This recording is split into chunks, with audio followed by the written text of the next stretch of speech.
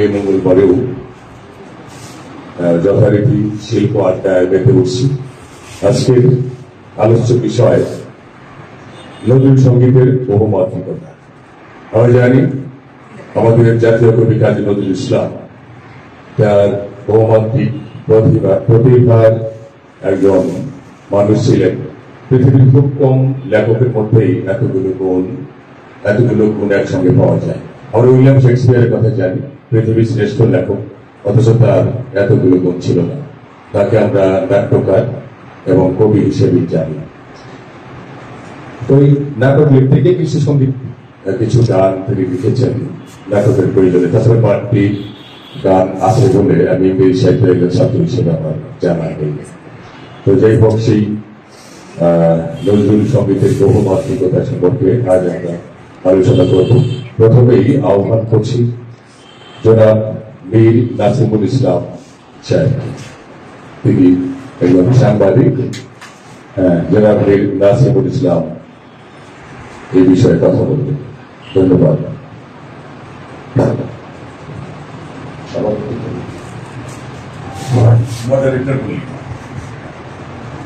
আজকের শিল্প আড্ডার সম্মানিত মডারেটর, উপস্থিত শিল্প রসিকবৃন্দ, আজকের বিষয় হচ্ছে নজরুল সঙ্গীতের বহুমাত্রিকতা।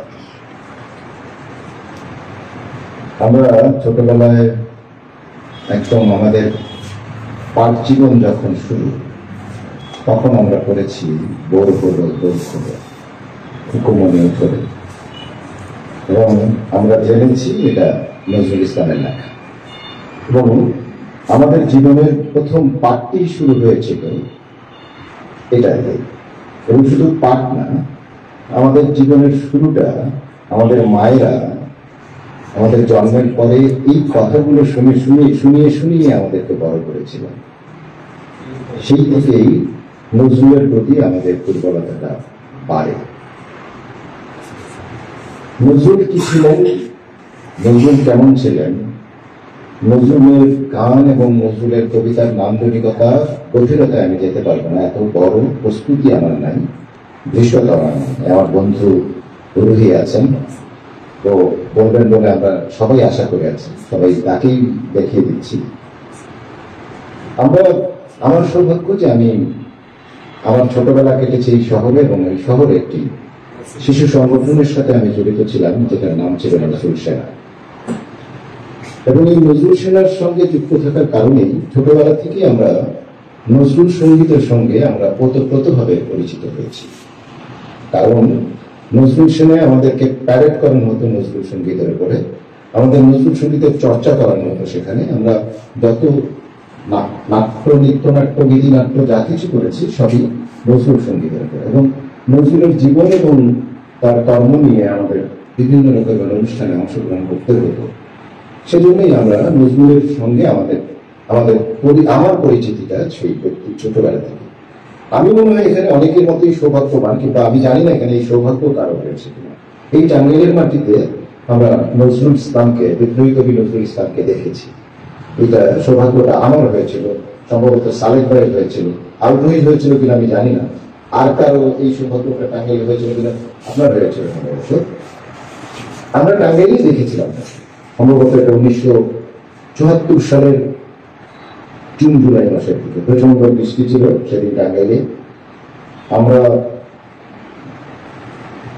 প্রচন্ড বৃষ্টির মধ্যে আমরা অপেক্ষা করছিলাম তার জন্য আজকের যেই টেলিফোন এক্সচেঞ্জ, যেটা তখন একটা বিশাল মাঠ ছিল, ওটাকে বলা হতো পুলিশ প্যারেড ময়দান। যখন মহকুমা ছিল টাঙ্গাইল, ওটা তখন পুলিশ লাইন ছিল ওখানে। এবং এই পুলিশ প্যারেড ময়দানে আমরা প্রায় 105 কিংবা 108 ছেলে মেয়ে প্রচন্ড বৃষ্টি মাথায় নিয়ে অপেক্ষা করছিলাম নজরুল ইসলামকে নিয়ে।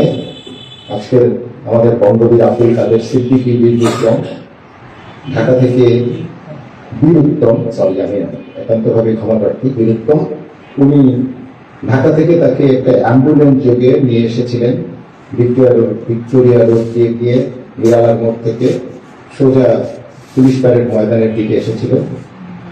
এবং আমি দেখেছি যে আজকে আমরা আমরা নত হই, আমরা শিল্পীরা নত হই রাজনীতির কাছে, আমলার কাছে, কিন্তু সেদিন আমি প্রত্যক্ষ করেছিলাম বঙ্গবীরকে নত হয়েছিলেন কবি নজরুলের কাছে। প্রচন্ড বৃষ্টির মধ্যে তিনি তার দুই চেয়ার ঠেলে নিয়ে এসেছিলেন এবং বৃষ্টি হচ্ছিল যখন গুড়ি গুড়ি, তিনি দাঁড়িয়েছিলেন ছাতা ধরে, কবির মাথার উপরে ছাতিটা ধরেছিলেন বঙ্গবীর। ও সময় যে ব্যাপারটা, এই বিষয়টা যেটা আমরা নত হই সৃষ্টিশীলদের কাছে না, আমরা রাজনীতিবিদ বা আমলাদের কাছে নত হই এখন যারা, কিন্তু তখন আমরা ওটা প্রত্যক্ষ করেছিলাম, বঙ্গবীরকে আমরা নত হতে দেখেছিলাম কবি নজরুলের কাছে। আমরা নজরুলের বহুমুখী বহুমাত্রিকতার বিষয়ে আলোচনা করতে চাই। আমি নজরুলের কিছু সঙ্গীত আমার প্রচন্ড ভালো লাগে।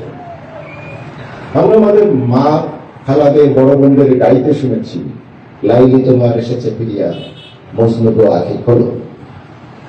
আমরা যখন ছোট ছিলাম তখন এই গানগুলো আমাদের বোনদের গাইতে শুনেছি, কিংবা আমরাও গেয়েছি, এবং ওটা ছিল আমাদের প্রেমে ব্যর্থতার কথাবার্তার মধ্যে।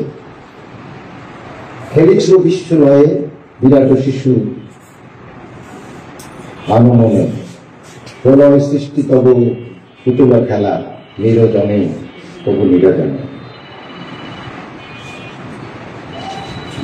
এই গানটা একটা সময় আমাকে আপ্লুত করতো, বিমোহিত করতো। এই গানের ভেতরে আমরা যা পাই ঠিক একই রকম কিছু কথা আছে। আমি চিরতরে দূরে চলে যাব, তবু আমারে দেব না ভুলিতে। আমি তো লম্বা করছি, আলোচনা কি সাবলীল আছে? আমি এলোমেলো আলোচনা করছি। আমার মনে হচ্ছে যে আমি কদিন আগে আমার একটা ফেসবুক স্ট্যাটাসে কেন যেন মনে হচ্ছিল যে আমার শরীরটা খারাপ ছিল, আমার খুবই হতাশ লাগছিল। আমি কিভাবে যে লিখে ফেললাম, আমি চিরতরে দূরে সরে যাবো, তবু আমার এই দেবো না ভুলিতে।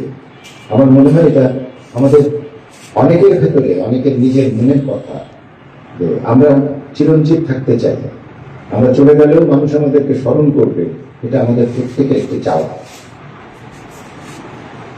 তারপরে আরো কিছু সঙ্গীত আমাকে খুব বিমোহিত করে, এবং নজরুলের সঙ্গীতে, নজরুলের কবিতায় যে ভাষার ব্যবহার, আলগা করো খোপার বাঁধুন, এটা কোন ভাষা? এটা ফার্সি ভাষা। তো নজরুল তো বাংলার কবি ছিলেন, বাট তার কবিতার ভেতরে উর্দু এবং ফার্সি ভাষার প্রচুর ব্যবহার পাওয়া যায়, যেগুলো মানে আমরা অনেক আধুনিক কবিদের মধ্যে পাওয়া যায়। আমার মনে আছে আমরা ফার্সি ভাষার ব্যবহার প্রচুর পাই আমাদের টাঙ্গাইলের কবি আল মুজাহিদের কবিতাতে, কিন্তু সেগুলোর ব্যবহার কখনো কখনো আমার কাছে মনে হয় যে প্রয়োগটা ঠিক সঠিক জায়গাতেই হয় না। নজরুল একাধারে, যেমন নজরুলের গান অধিকাংশ হচ্ছে রাগ প্রধান গান। রবীন্দ্রনাথের, আমি তুলনামূলক বিশ্লেষণে যাচ্ছি না, রবীন্দ্রনাথের গান যেমন বাণী প্রধান, নজরুলের গান তেমন সুর প্রধান। রবীন্দ্রনাথের গানের যে সুর নাই তা না, কিন্তু রবীন্দ্রনাথের গানের সুর কতগুলো নির্ধারিত লাগে না, কিন্তু নজরুলের গানের প্রত্যেকটা গানের সুর কোনো না কোনো শাস্ত্রীয় সঙ্গীতের রাগের সাথে সুরগুলো মিশ্রণ করা যায়। নজরুলের গানগুলো সবই রাগ প্রধান। আমার অনেক গান মনে পড়ছে না এই মুহূর্তে। নজরুল যেভাবে ইসলামী সঙ্গীত লিখেছে, নজরুল একইভাবে শ্যামা সঙ্গীত লিখেছে। নজরুল গাজাল লিখেছে, একইভাবে নজরুল ভজনও লিখেছে। নজরুলের গানে মানে ভাটিয়ালি, ভাওয়াল, বাউল, হাওয়াইয়া, ঝুমুর, সাঁওতালি, কাজরি, এমন কোন সুর নাই নজরুলের গানের সাথে, নজরুলের গানে সেই সুরগুলো ব্যবহার করেন নাই।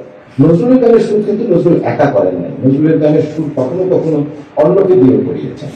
এবং আমার মনে আছে যে কিছু ভাওয়াইয়া সুরে যে গানগুলো, এগুলোর অধিকাংশ সুর করেছিলেন সম্ভবত আমাদের প্রখ্যাত সঙ্গীত শিল্পী আব্বাস উদ্দিন সাহেব। এবং এইভাবেই নজরুলের কিছু কিছু গান, যার কারণে অনেক সময় মনে হয় যে এই গানগুলো নজরুলের না।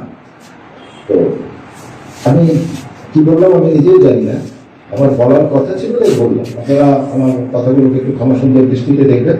সবাইকে ধন্যবাদ। ধন্যবাদ।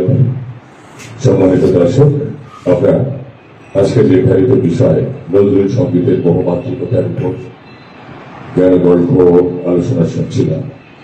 আলোচনা করছিলেন বীর নাসিমুল ইসলাম, একজন প্রখ্যাত সাংবাদিক। আপনাকে অসংখ্য ধন্যবাদ। এরপর আহ্বান জানাচ্ছি নির্ধারিত বিষয়ে কথা বলার জন্য মোহাম্মদ মাসুদুর রহমান তুহিন, সহকারী অধ্যাপক, দর্শন বিভাগ, মেজর জেনারেল নৌসেন আদর্শে পাচ্ছি। জনাব মোহাম্মদ মাসুদুর রহমান তুহিন। আসসালামু আলাইকুম। সম্মানিত মডারেটর এবং আমার সামনে উপস্থিত বিজ্ঞজন, সুধীজন, অত্যন্ত উন্নত মানের শ্রোতা, আসসালামু আলাইকুম। নজরুলকে আমরা আমাদের বাংলা সাহিত্যে কিভাবে পাই? যদিও আমি ফিলসফির মানুষ, কিছু গান লিখবারও অভ্যেস রয়েছে। অনেকগুলো গান আমি অলরেডি লিখেছি। যেহেতু নজরুলের সঙ্গীতের বহুমাত্রিকতা, এই বিষয় নিয়ে আজকের আলোচনা, আই হ্যাভ সাম ইন্টারেস্ট, যা জাগ্রত হয়েছে যে একটু কিছু বলার দরকার। এই যে ভার্সেটাইল যে মেন্টালিটির মানুষ ছিলেন, নানান অঙ্গনে সুরেরই অনেক অঙ্গনে রাগ ভিত্তিক সুর ছিল, লোক সুর ছিল এবং বিদেশি সুরও কিন্তু তার গানে উনি ব্যবহার করেছেন। বিভিন্ন ধরনের সঙ্গীত উনি চর্চা করেছেন। হিন্দু মুসলিমের মধ্যে একটি ঐক্য আনবার উনি চেষ্টা করেছেন। শ্যামা সঙ্গীত দেখেছি আমরা, গজল দেখেছি, ইসলামিক গান আমরা দেখেছি। এটি হচ্ছে বহুমাত্রিকতার একটি ধাপ। সেখানে আমরা আমাদের যে বাংলাদেশ সেনাবাহিনী, আপনারা জানেন এলিট ফোর্স আমাদের দেশে, সেখানে কিন্তু তার চল চল চল এটি কিন্তু বিভিন্ন অনুষ্ঠানে জাতীয় প্যারেডে দেখা যায়। তাদের ইনডোর প্রোগ্রামে কিন্তু তারা একটু দিয়ে থাকে। আমাদের জাতীয় কবি উনি তার গানে, কবিতায়, লেখনীতে একটা সাম্য বা সমতা বিধান করার চেষ্টা করেছেন। সকল মানুষের মাঝে ঐক্য, ইউনিফর্মিটি আনবার চেষ্টা করেছেন, যা এখন আমাদের দেশে বিরল। আমরা সবসময় চাই বিভাজন, সত্যতা, মানুষের উত্থানকে আমরা ভালোভাবে দেখতে পারি না, টেনে ধরবার চেষ্টা করি। আসলে যে এই সময়ে আমাদের যে মহান কবি, আমি বিশেষ করে ব্যক্তিগতভাবে নজরুলকে অনেক পছন্দ করি তার বিভিন্ন সংগ্রামী লেখার জন্য। স্বাধীনতা যুদ্ধে কিন্তু তার অনেক গান কিন্তু আমাদের অনুপ্রেরণা দিয়েছে, আমরা অনুপ্রাণিত হয়েছি। সেই কবিকে নিয়ে আজকের আলোচনা, এবং আমি আপনাদের কাছ থেকে শুনবো, এটি আমার ইচ্ছে। আর বিশেষ করে আমাদের কাছে অনেক নতুন মুখ আজকে আমার কাছে মনে করছে, তারা এসেছেন। আমাদের গোপীনাথ স্যার চমৎকার আলোচনা করেন, অনেকগুলো এপিসোড আমি অংশগ্রহণ করেছি, তাকে দেখেছি যে চমৎকার বিশ্লেষণী ক্ষমতা তার রয়েছে এবং আমার খুবই ভালো লাগে তাকে। সেজন্য আমার একটু আগ্রহ রয়েছে, যদি আমার অনেক ব্যস্ততা, রাজনীতির সাথে কিছুটা যুক্ত। তারপর আমার প্রিন্সিপাল স্যার যেহেতু একটি শিল্প আড্ডার আয়োজন করেন, তার আমি খুব নিয়ারেস্ট এবং ডিয়ারেস্ট ওয়ান। দ্যাটস ওয়াই মাঝে মধ্যে আমাকে ইচ্ছে না থাকলেও পাশে বসে থাকতে হয়, এটা একটু দায়িত্বের মতো পড়ে। যাই হোক, আমি বিশেষ করে আমাদের নজরুল সম্পর্কে ভালো জানেন, আমি বিশেষজ্ঞ বলবো না। আমাদের আগ্রহী ভাই আজকে এসেছেন, তার অনেক আলোচনা আমি 5 দিন আগে শুনেছি, অধীর আগ্রহে বসে রইলাম। ধন্যবাদ সবাই।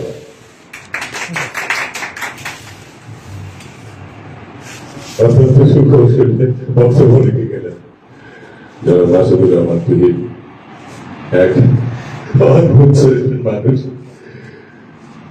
প্রস্তুতি ছাড়াই তিনি বক্তব্য রাখলেন, তবু প্রাসঙ্গিক, কম্পেটিয়াস স্পিসিমেট আকারে সব বক্তব্য কিন্তু খুবই অর্থবহ। ধন্যবাদ মাসুদুর রহমান তুহিন স্যারকে। এখন আহ্বান জানাচ্ছি নির্ধারিত বিষয়ে আলোকপাত করার জন্য doctor Ali Reza, assistant professor philosophy department. তারপরে উনি একজন এসেইস্ট, রাইটার, ইত্যাদি। ডক্টর আলী রেজা। ধন্যবাদ শিল্প আড্ডার সম্মানিত মডারেটর এবং আলোকিত উপস্থিতি। নেতাজি সুভাষচন্দ্র বসু নজরুলের গান সম্পর্কে বলেছিলেন, আমরা যখন যুদ্ধে যাব তখন নজরুলের গান গাইব, আমরা যখন কারাগারে যাব তখন নজরুলের গান গাইব। তার মানে নজরুল যুদ্ধের গান গেয়েছেন, কারাগারের গান গেয়েছেন। এখানে তো 2টি ক্যাটাগরি আমরা পেলাম, কিন্তু বিশেষজ্ঞরা বিশ্লেষণ করে বের করেছেন যে নজরুল কমপক্ষে 10 প্রকার, মানে নজরুল সঙ্গীতকে আমরা 10 ভাগে ভাগ করতে পারি। আরেকটা বিশ্লেষণে দেখা যায় যে 11 ভাগে আমরা ভাগ করতে পারি নজরুল সঙ্গীতকে। তার মানে এই যে বহুমাত্রিকতা, আজকের যে বিষয়টা, যে নজরুল সঙ্গীতের বহুমাত্রিকতা, অত্যন্ত যুক্তিসঙ্গত এবং যথার্থ একটি বিষয়, যে আমরা নজরুল সঙ্গীত নিয়ে আলোচনা করতে গেলেও নজরুল সঙ্গীতের বহুমাত্রিকতা নিয়ে কথা বলতে হয়। নজরুল নিজেই বলেছেন যে সাহিত্যে, কাব্যে, সাহিত্যে আমি কি দিয়েছি আমি জানি না, কিন্তু সঙ্গীতে আমি অমর হয়ে থাকবো। নজরুলের নিজেরই আত্মবিশ্বাস ছিল যে আমি সঙ্গীতে অমর হয়ে থাকবো, আর সাহিত্যে যদি আমার অমরত্ব নাও থাকে তবুও। এবং সে ব্যাপারে উনি একটা গানেও বলে গেছেন যে আমি চিরতরে দূরে চলে যাব, তবু আমার এই বেদনা ভুলিতে। তার মানে গানে যে উনি অমর হয়ে থাকবেন এরকম একটা বিশ্বাস কিন্তু নজরুল নিজেও পোষণ করতেন, এবং আমরা পরবর্তীতে দেখলাম যে আসলে তাই। নজরুলের গানের যে সময়টা, ওখানে কিন্তু আমরা পঞ্চকবির একটা পাই, মানে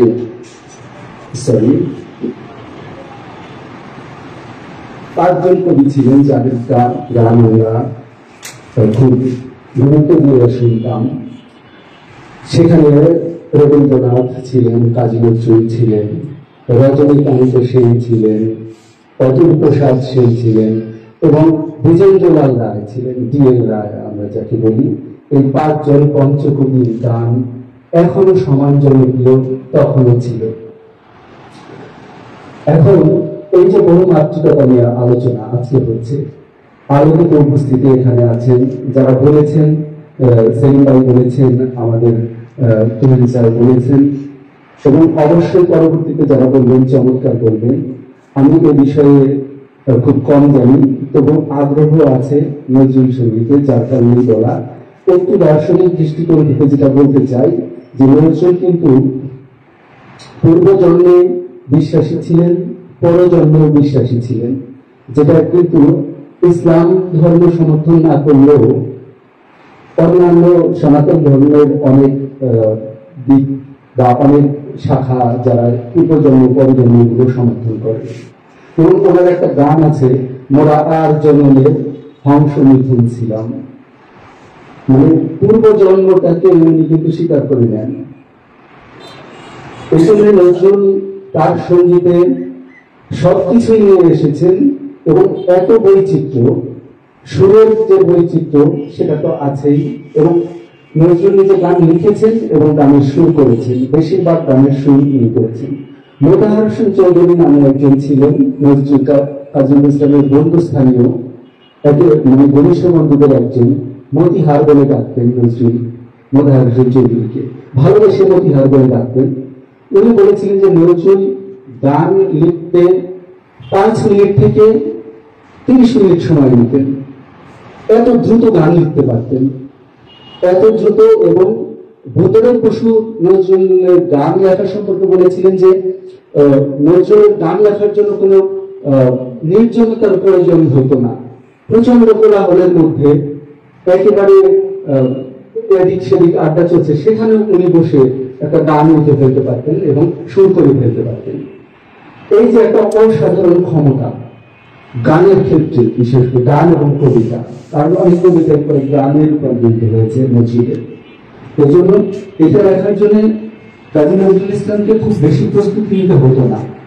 কি অসাধারণ শক্তির অধিকারী, যে এই শক্তি না থাকলে এত অল্প সময়ে এবং যে কোনো পরিবেশে যে কোনো গান কিন্তু উনি লিখে ফেলতে পারতেন, সুর করতে পারতেন এবং নিজে গান গেয়েছেন। তার মানে একই সাথে 3টা কাজ উনি করতেন, গান লিখতেন, সুর করতেন এবং নিজেও গান, সেই গান নিজেও গিয়েছেন। ওই সময়ে অনেক গীতি কবি যারা তারা গান লিখেছেন, সুর করেছেন এবং গিয়েছেন। এটা নজরুলের একমাত্র সেটা বলছি না, তবে নজরুলের গানের যে সংখ্যা, এটা কিন্তু একটা ঈর্ষণীয় সংখ্যা।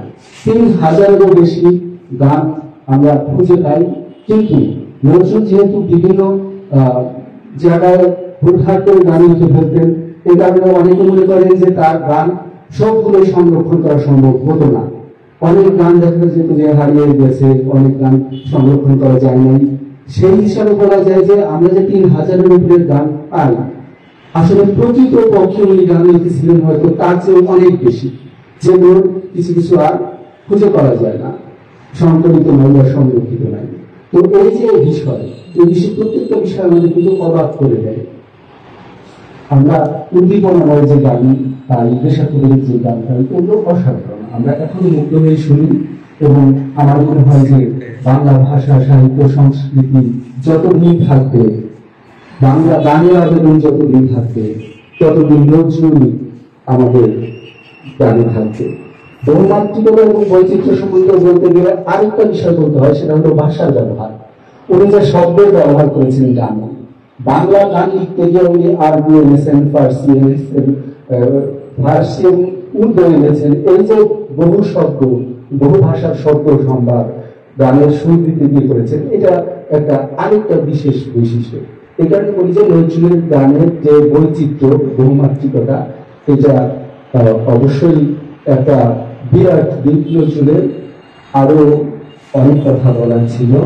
আসলে নজরুলের গান বলতে গেলে এরকম সেমিনার করতেই হবে, অন্যভাবে তো আর এই প্রকাশ করা যাবে না। তো আজকে এ পর্যন্তই, সবাইকে ধন্যবাদ জানাচ্ছি। আমি গান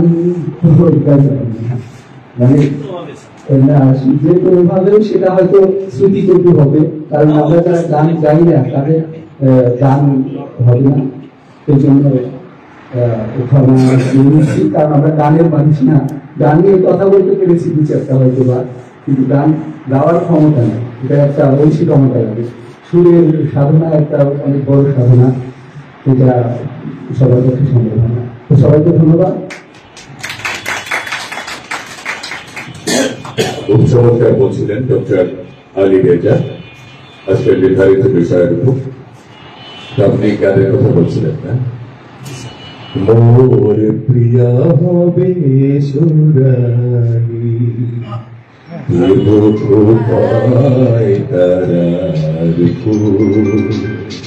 একটু শুনে দিলাম আপনাকে, আপনার অনুরোধটা আমি ডক্টর আলী রেজার হয়ে আজকে শুনে দেবেন।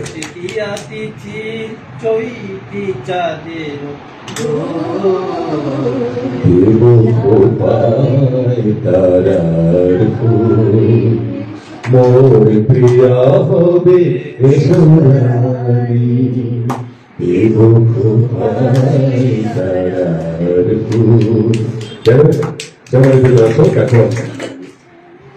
নজরুল সঙ্গীতের বহুমাত্রিকতার উপর কথা বলবেন অ্যাডভোকেট আল গুহি, তিনি নজরুল গবেষক এবং প্রবন্ধিক, লেখক, কবি, নানা গুণে গুণান্বিত। সর্বোপরি উনি একজন নজরুল গবেষক। সত্য তার কথা। ধন্যবাদ।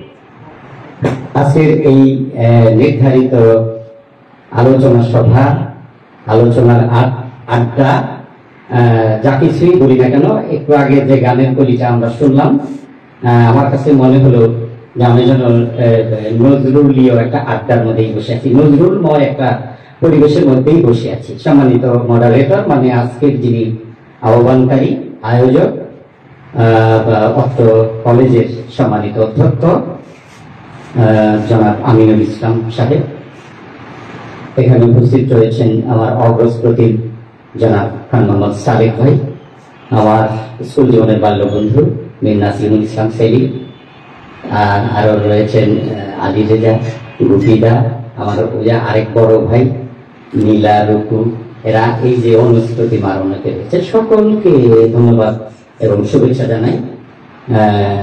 এই অনুষ্ঠানে আমি আসতে পেরে খুব ভালো লাগছে। যদি অনুষ্ঠানটা হওয়ার কথা ছিল 8টার দিকে, তো যাই হোক, তবু থাকতে পেরেছি, এই জন্যই ভালো লাগছে। নজরুল নিয়ে কথা বলা তো বিশাল একটি ব্যাপার। আমার নামের শেষে কেউ কেউ গবেষক বলেছেন, আমি বিনয়ের সাথে আমি বলবো যে এই শব্দটি বোধহয় বলা উচিত নয়। কেননা গবেষণা অর্থে যেটি আমরা বুঝি সেটি হচ্ছে যে একজন গবেষক 3 বছর 5 বছর একজন বিভাগীয় প্রধানের অধীনে একটি সাহিত্যের বা সঙ্গীতের যে কোনো একটি বিষয় নিয়ে দীর্ঘ সময় কাজ করেন, সেই কাজের উপর তার লেখাটি তিনি উপস্থাপন করেন, সেটি সেই বোর্ড থাকে, তারা পরীক্ষা নিরীক্ষার মাধ্যমে সেটি যাচাই বাছাই করে তাকে এমফিল ডিগ্রি দেন, পিএইচডি ডিগ্রি দেন। আমি অন্তত এরকম মহৎ কোনো কাজ করিনি, সুতরাং আমাকে যারা বলেন এই কথাটি, এটি আমার কাছে খারাপ লাগে এবং আমি নজরুলকে ভালোবাসি, নজরুল নিয়ে কাজ করি। তবে এটি ঠিক, গবেষণার যে গ্রন্থ বা তথ্যপাত্র আছে, গবেষণা 2 রকমের হয়ে থাকে, প্রাতিষ্ঠানিক গবেষণা আর হচ্ছে অপ্রাতিষ্ঠানিক গবেষণা। আমরা যেগুলো করি এগুলো হচ্ছে অপ্রাতিষ্ঠানিক গবেষণা, এগুলোর কোনো প্রাতিষ্ঠানিক ভিত্তি নেই। এরকম গবেষণা বাংলা সাহিত্যের অনেক বড় বড় গবেষক করেছেন, যেমন আমি একজনের নাম, 2 জনের নাম বলতে পারি। একজন হচ্ছে আব্দুল করিম সাহিত্য বিষয়, পুরনো সাহিত্য তিনি সংগ্রহ করেছেন, সেগুলো নিয়ে কাজ করেছেন, সেগুলো জনসমক্ষে উপস্থাপন করেছেন। এগুলো হচ্ছে আরেকজনের কথা বলতে হারামনির লেখক অধ্যাপক মনসুরউদ্দিন আহমেদ, তিনি সারা জীবন এই সমস্ত আমাদের লোক সাহিত্য সংগ্রহ করেছেন, বিভিন্ন জায়গায় সেটি নিয়ে সম্পাদনা করেছেন, করে সেগুলো বিভিন্ন আমাদের সাহিত্য ভান্ডারকে সমৃদ্ধ করেছেন। এগুলো হচ্ছে অপ্রাতিষ্ঠানিক গবেষণা। তো যাই হোক, এগুলো বিচার্য বিষয়, এগুলো নিয়ে আমি কথা বলতে চাই না। আমি যেহেতু আজকে নির্ধারিত বিষয় ভিত্তিক আলোচনা, সেটি হচ্ছে আমি আপনাদের আরেকবার বিনয়ের সাথে আপনাদের কাছে সবিনয় অনুরোধ করব যে আপনারা আমাকে যেভাবে চাচ্ছেন, যেমন আমার কয়েকজন বন্ধু বললেন, তুহিন বললেন, আলী রেজা বললেন, সেলিম বললেন, কি বললেন যে আমার কাছ থেকে শুনবেন। আমি দাওয়াতটা পেয়েছি যখন বাসা থেকে বেরিয়েছি, আসতেছি, আগাম কিছুই জানি না। তারপরেও আমি যা 2-4 কথা জানি আপনাদেরকে আমার মতো করে আমার ভাষায় আমি বলবার চেষ্টা করব। একটি কথা বলে নেই যে অধ্যাপক মুস্তফা নুরুল ইসলাম সাহেব একটি গ্রন্থ লিখেছিলেন, উনি বেশ কিছু লিখেছেন। এই গ্রন্থটির মধ্যে তিনি বলেছেন যে একবার রবীন্দ্রনাথের কাছে গেলেন নজরুল ইসলাম, তো তখনও তিনি গান লেখা শুরু করেননি। গেলে তিনি বললেন যে তুমি যে আমার কাছে এসছো, আমার গান কয়েক দেব, আমি তো আপনার গান সব পড়ে ফেলেছি। আবেগপ্রবণ মানুষ ছিলেন উনি, বলে যে সব পড়ে ফেলেছ, কিভাবে বলো তো? তিনি অনর্গল একের পর এক রবীন্দ্রসঙ্গীত মুখস্থ বলা শুরু করলেন।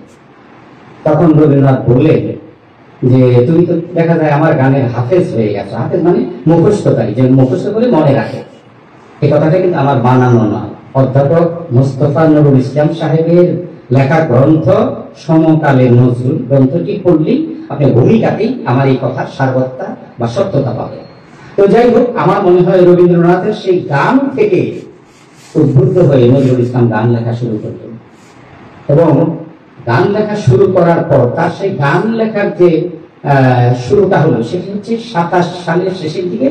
28 সাল থেকে পুরো মাত্রায় তিনি একটানা 12 বছর বাংলা সঙ্গীতের জগতে দাপিয়ে বেরিয়েছেন। এই জন্য বলবো কথাটা, তিনি গান লিখেছেন, গান সুর করেছেন, স্বরলিপি করেছেন, 26টি রাগ রাগিনী তিনি সৃষ্টি করেছেন এবং তার গান, তার সুরেই সবকিছু গীত হয়।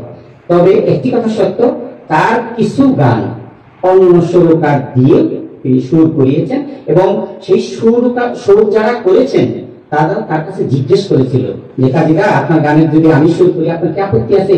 কেন আপত্তি থাকবে? ভাবলেশহীন ভাবে, আবেগপ্রবণ ভাবে নজরুল একথা বলে। কমলদাস গুপ্ত তার অনেক গানে সুর করেছেন, কিন্তু তাই বলে কেউ কেউ এই কথা বলবার অপপ্রয়াস করেন। শব্দটা অপপ্রয়াসই বললাম, যে নজরুল সঙ্গীত নয়, নজরুল গীতি। এই সঙ্গে আরেকটি তথ্য আমি উপস্থাপন করতে চাই। কলকাতা বেতার থেকে একসময় বলা হতো, এখন একটি আধুনিক গান শুনবেন, গীতিকার কাজী নজরুল ইসলাম।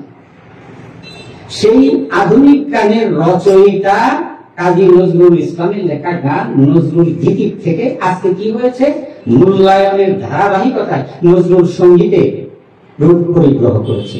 এটি কি জন্য হয়েছে? কেউ কেউ বলে যে নজরুল ইসলামের গান অন্য সুরকার সুর করেছে, এই জন্য সেটা গীতি।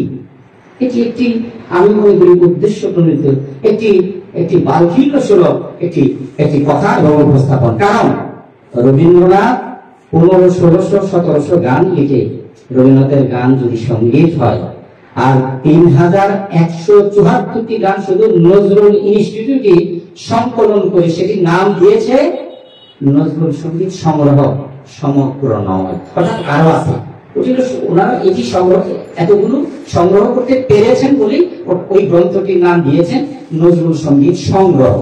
তার মানে আরো আছে, সমগ্র না।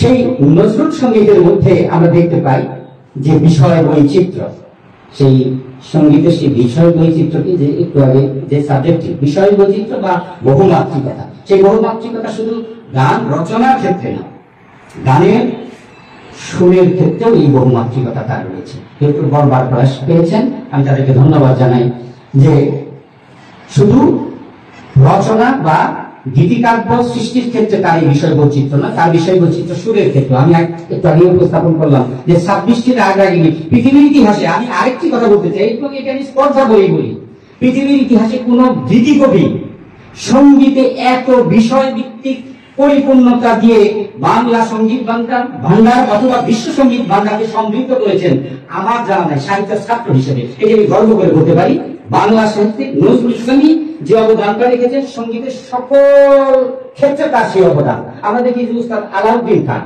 রাগ সঙ্গীতে পৃথিবী বিখ্যাত, এশিয়া বিখ্যাত, ভারত বিখ্যাত, কিন্তু তিনি তো রাগ সঙ্গীত রচনা করেছেন, রাগ সঙ্গীত উপস্থাপন করেছেন, রাগের বিভিন্ন ওজস্বিতা দেখিয়েছেন বা তার প্রতিভা দেখিয়েছেন। কিন্তু তিনি কি গান লিখেছেন?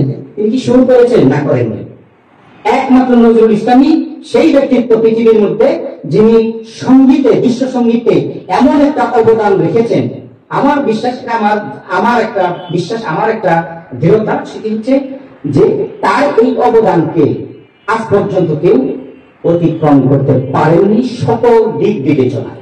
যেহেতু সঙ্গীতের যতগুলো শাখা, যতগুলো দিক, যেমন রাগ সৃষ্টি, সুর দেয়া, স্বরলিপি করা, সঙ্গীত পরিচালনা, আপনারা জানেন যে কলকাতা বেতারে উনি সহকারী সঙ্গীত পরিচালক হিসেবে কাজ করেছেন, চাকরি করেছেন। ওনার উস্তাদ সেই পাঞ্জাবি এক ভদ্রলোক, উনি ছিলেন তার উপরে, অর্থাৎ পুরো সঙ্গীত পরিচালক। ওনার মৃত্যুর পর নজরুল ইসলামের প্রমোশন হলো, তিনি ফুল পরিচালক হয়ে গেলেন। সরকারি পরিচালক হিসেবে যোগদান করেছিলেন, ফুল পরিচালক হয়ে গেলেন। তো তাহলে দেখা গেল তিনি কলকাতা বেতারের ফুল সঙ্গীত পরিচালক। আবার কি হলো, বাংলাদেশের কিছু বিখ্যাত গায়িকা রয়েছে, আমাদের স্বনামধন্য ফিরোজা বেগম, আমাদের আরো কয়েকজন রয়েছেন, এই ঢাকা কলেজের তৎকালীন প্রিন্সিপাল ডক্টর আপনার সুরেন্দ্র মৈত্র, আপনার নাম শুনে থাকবেন, সুরেন্দ্র মৈত্রের মেয়ে উমা মৈত্র। এদের দুইজনকে সরাসরি, এবং কলকাতার আরো কয়েকজন, সেটা আমি পরে বলছি, এই দুজনকে সরাসরি নজরুল ইসলাম গান শেখাতেন। এবং এই দুইজনের এবং আরেকজন তিনজন বাংলাদেশে, সেটি হচ্ছে পরবর্তীকালে যিনি কবি, সমালোচক, অধ্যাপক, শিক্ষক, বুদ্ধদেব বসুর সহধর্মিনী হয়েছিলেন প্রতিভা বসু, রানুর সুম, যার ডাক নাম। এই রানুর সুমকেও তিনি হাতে কলমে গান শিখিয়েছেন। এই জন্য তাকে কিন্তু সেই গান শুনতে গান শিখাতে গিয়ে নজরুল ইসলামকে কিন্তু লাঞ্ছিত হতে হয়েছে। খুব দুঃখের বিষয়টি, যখন ঢাকায় এসে তার প্রিয় বন্ধু যে যেন বললেন যে সেই আমাদের রবীন্দ্রসঙ্গীতের শিল্পী সঞ্জিদা খাতুনের বাবা বিখ্যাত পদার্থবিজ্ঞানী ডক্টর কাজী মোতাহার হোসেন তার বাসায় উঠতেন, তিনি নজরুল ইসলামের ঘনিষ্ঠ বন্ধু ছিলেন। সেই বাসায় থেকে আজকের বাংলা একাডেমির যে বর্ধমান হাউস, ওইটা বোধহয় ছিল খুব সম্ভব এই সঞ্জিদা খাতুনদের বাসা, অর্থাৎ তার বাবার জন্য ঢাকা বিশ্ববিদ্যালয়ের বরাদ্দকৃত বাসা। ওইখানে থেকে তিনি সেই বনগা রানু সুন্দর বাসায় যাইতেন, তাকে গান শেখাতেন। দেখেন কি কষ্টের কথা, তিনি গান শেখাতে গিয়ে, এটি ইতিহাস সত্য, তিনি গান শেখাতে গেলেন, গান শেখাতে ফেরার পথে 5-7টা ভকাটে যুবক তাকে আক্রমণ করল এবং তাকে লাঠিপিটা করার জন্য তারা উদ্যত হলো।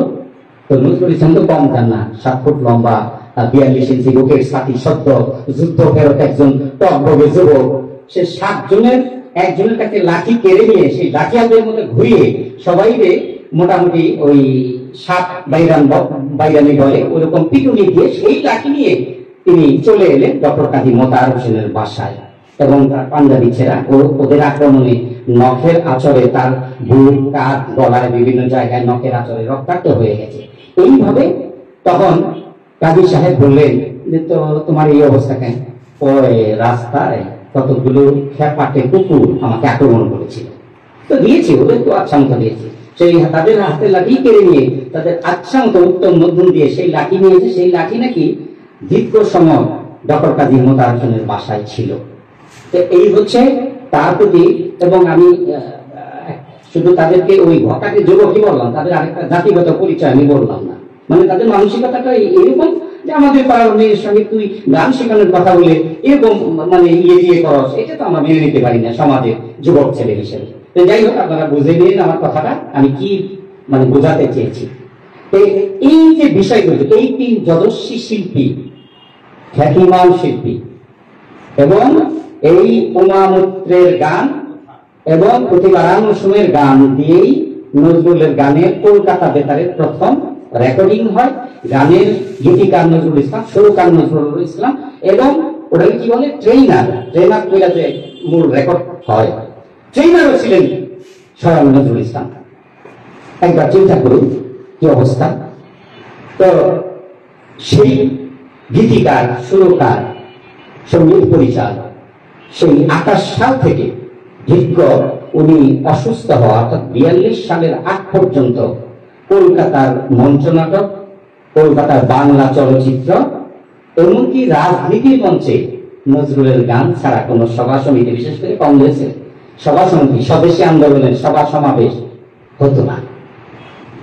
অর্থাৎ রাজনীতিটার মধ্যে নজরুল, অনেকে বলে যে সাহিত্য নাকি কবিদেরকে করে ফেলে, কিন্তু আমরা ভুলে যাই যে রাজনীতি যেহেতু মানুষের জন্য আর সাহিত্য শিল্প মানুষের জন্য, যে সাহিত্যের মধ্যে মানুষ থাকে না, মানুষের অধিকার থাকে না, মানুষের মুক্তির কথা থাকে না, মানব জীবনের চিরন্তন উত্থানের কথা থাকে না, সেটা আবার কিসের সাহিত্য?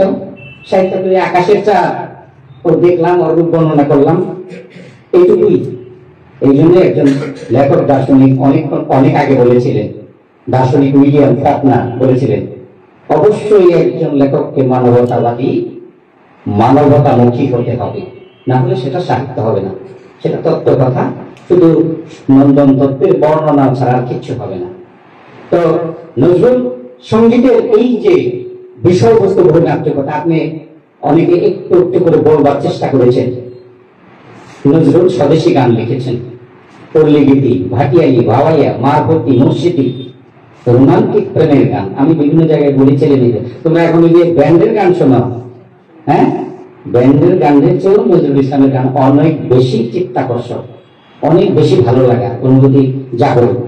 তোমরা এগুলো শোনো। আমাদের যে 2 জন মনীষী আমাদের বাংলাদেশ, বাংলা ভাষা, বাংলা সাহিত্য, বাঙালি জাতিসত্তা নির্মাণের মহান কারিগর, আমাদের নোবেল বিজয়ী রবীন্দ্রনাথ ঠাকুর, আমাদের চেতনা নজরুল, তাদের সাহিত্যকর্ম, তাদের সঙ্গীত কর্ম, এগুলো তোমরা শিখবার চেষ্টা করো। যদি শেখো, কিছু ভেতরে তোমাদের থাকবে।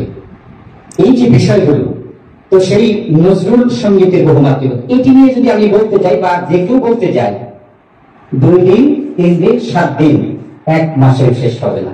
তার গানের এই পরিমাণ বহুমাত্রিকতা রয়েছে। আমি শুধু একটু ধারণা বা একটু আপনাদেরকে উস্কে দেওয়ার চেষ্টা করলাম মাত্র।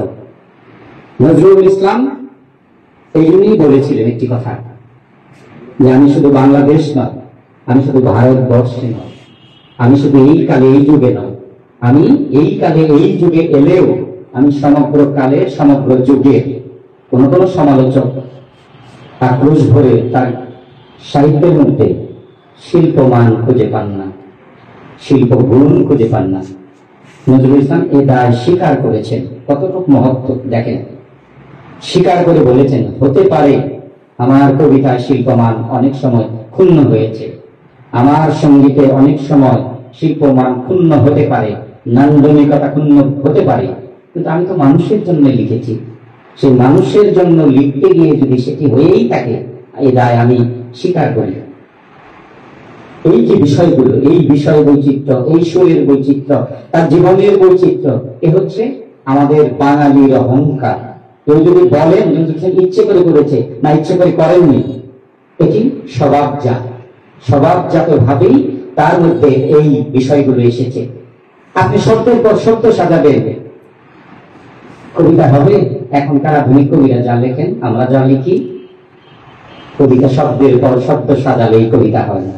কবিতার মধ্যে থাকতে হবে ভাব, থাকতে হবে আবেগ, থাকতে হবে সংবেদনশীলতা, থাকতে হবে হৃদয় উৎসারিত সব কথা।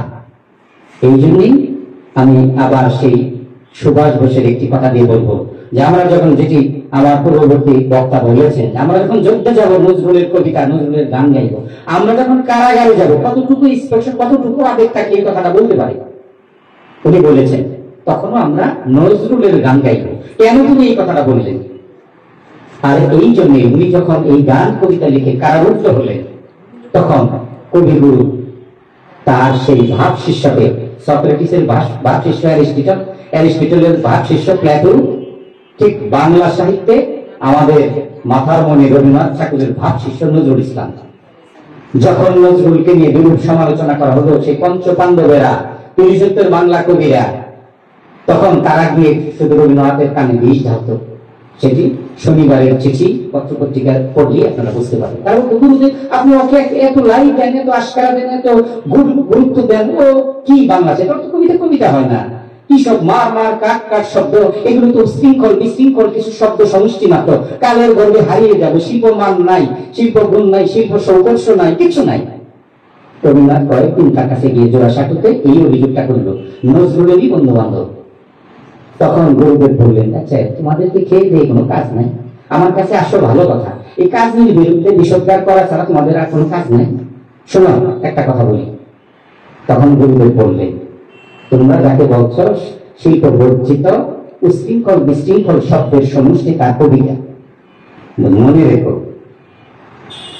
এই উশৃঙ্খল, তোমাদের ভাষায় এই উশৃঙ্খল বিশৃঙ্খল শব্দ সমষ্টি হচ্ছে মহাকাব্য, যেটি তোমরা পারোনি। নজরুল লিখে যাচ্ছে, কালের গর্বে ওই টিকে থাকবে, তোমরা একদিন হারিয়ে যাবে। গুরুদেবের বাণী মিথ্যে হয়নি। যারা সমালোচনা করেছিল, যারা শনিবারের চিঠিতে তার 14 গোষ্ঠী উদ্ধার করেছিল, তার বিষোদ্গার করেছিল বাংলা সাহিত্যের ইতিহাসে, তারা কিন্তু বেঁচে নেই কেউ। তারা নামটা শুধু তাদের ইতিহাসের পাতায় থাকলেও তারা মরেই গেছেন, মরেই আছেন। আমি এই ভাষাই বললাম। তো যাই হোক, আমি কথা বাড়াতে চাই না, আমি শুধু বলবো, যদি এরকম সুন্দর আলোচনা করেন, আমি ধন্যবাদ জানাই, কৃতজ্ঞতা জানাই উজ্জ্বল ভাইকে, যে এত চমৎকার একটি আলোচনা এবং বলার মতো একটি সুন্দর পরিবেশ দেওয়ার জন্য। দয়া করে 2-4 দিন আগে বলতেন, আমি রাস্তায় আসতেছি, আপনি ফোন করলেন। তো যাই হোক, আপনার দাওয়াতটা আমি ফেলতে পারি না। আর সাহিত্যের আড্ডার কথা শুনলে, সঙ্গীতের আড্ডার কথা শুনলে, সাহিত্যের একজন ছাত্র হিসেবে ভেতরটা নেচে ওঠে এবং সেখানে মনের টানে সেখানে দৌড়ে যায়, ছুটে যায়। কেউ দাওয়াত না দিলেও শ্রোতা হয়ে যায়, অতিথি বানানোর দরকার নাই, এইটুকু মনে করি। তো যাই হোক, আরেকটি কথা বলে আমি শেষ করবো। 1940 সালে একটি রাজনৈতিক কথা আমি বললাম, যে সাহিত্যের সঙ্গে রাজনীতির একটি এমন সম্পর্ক যে বিচ্ছিন্ন করার কোন সুযোগই নাই। 20-এর দশকে নজরুল ইসলাম সাম্যবাদের কথা বলছেন। 20-এর দশকের থেকে তিনি এই আপনার 7 বছরের মধ্যে তার সমস্ত সাম্যবাদী কবিতা উনি লিখে ফেললেন। সেগুলোর মধ্যে মানুষের মুক্তির কথা, মানুষের সমতা ভিত্তিক সমাজের কথা, মানুষের অধিকারের কথা। পরবর্তীকালে সেই 40 সালে সুকান্ত ভট্টাচার্য সেই সাম্যবাদ সমাজতন্ত্রের কথা বললেন, সেটি নজরুল ইসলাম 20-এর দশকে বলে শেষ করে ফেলেছেন। তো যাই হোক, তিনিও আমাদের নমস্কার মানুষের অধিকারের কথা বলেছেন কবি সুকান্ত ভট্টাচার্য, তার আত্মা শান্তি পান। আমি একটি এই রাজনৈতিক কথা দিয়ে আমার কথাটা শেষ করবো। 1940 সালে শেরে বাংলা যখন পাকিস্তানে গেলেন, পাকিস্তানে গিয়ে পাকিস্তান প্রস্তাব করলেন পাকিস্তান নামক একটি রাষ্ট্র হবে, সেখানে মুসলমানদের আবার ভূমি হবে। তখন সেটি শুনে দেখেন বাঙালিয়ানা বাঙালিত্ব কতটুকু অন্তরে ধারণ করলে এই কথা বলা যায়। তিনি বলেছিলেন, নজরুল ইসলাম বলেছিলেন, কি বলেছিলেন? বলেছিলেন বাঙালিদের জন্য পাকিস্তান, সেটি পাকিস্তান হবে না, সেটি কি হবে? পাকিস্তান, মানে ফাঁকি দেওয়ার স্থান। মূলত দেখা গেল ফাঁকি দিল পাকিস্তানি আমাদের 23 বছর, তাদের বিরুদ্ধে আমাদের সংগ্রাম আন্দোলন করে আমরা মুক্তিযুদ্ধের মাধ্যমে আমরা একটি স্বাধীন ভূখণ্ড পেলাম। তাহলে দেখুন কবিরা, সাহিত্যিকরা, শিল্পীরা কিভাবে বোঝেন, তারা কিভাবে অন্তর্দৃষ্টি। এই জন্য একজন লেখক বলেছিলেন কবি আর নবীর মধ্যে কোনো পার্থক্য নাই, কি ছাড়া? একমাত্র ঐশী বাণী ছাড়া। নবীরা ফেরেশতার মাধ্যমে তাদের কানে কানে বলে যায় যে আপনি হে রাসূল, আপনি এটা বলে দেন, ওটা বলে দেন, সমাজ এইভাবে চালান, ধর্ম এইভাবে চালান, এটা বলেন। আর লেখকরা কি পান? কবিরা অন্তরে বোধের মাধ্যমে তাদের যে একটি ভাবের উদয় হয়, সেটি তারা কাগজে লিখে ফেলেন, সেটি হয় কবিতা, সেটি হয় লেখা। কবি এবং নবীর মধ্যে এই জন্যই কোনো পার্থক্য নেই বলে একজন মনীষী বলেছেন। তো যাই হোক, আমাকে সুযোগ দেওয়ার জন্য, আমাকে কথা বলার সুযোগ দেওয়ার জন্য আমি উজ্জ্বল ভাইকে আবার কৃতজ্ঞতা জানাই। আপনাদেরকে এত সুন্দর একটি পরিবেশ আপনারা দিয়েছেন, আমি শুনলাম, আমি বললাম। ধন্যবাদ সকলকে। আসসালামু আলাইকুম। অসাধারণ, মুগ্ধের বসে শুনছিলাম একেবারে যেমন তার ভাষার শৈলী, বাক্য গঠন, শব্দ চয়ন, তথ্যের যে সরবরাহ, খুব ভালো লাগছিল। সারা রাত শুনলে বোধহয় ক্লান্তি আসতো না, শুনতেই মন চায় না। এর পরও শুনবার যে আগ্রহ, মনে হলো যে বক্তব্য অন্যরকম বলে উঠি। অসাধারণ, অসাধারণ। অ্যাডভোকেট আল রুহি, নজরুল গবেষক উনি অস্বীকার করেন, কিন্তু আমরা তো ঠিকই পেলাম, গবেষক দুটো তথ্য পেলাম। তো একটি গান হয়ে গেলে কেমন হয়?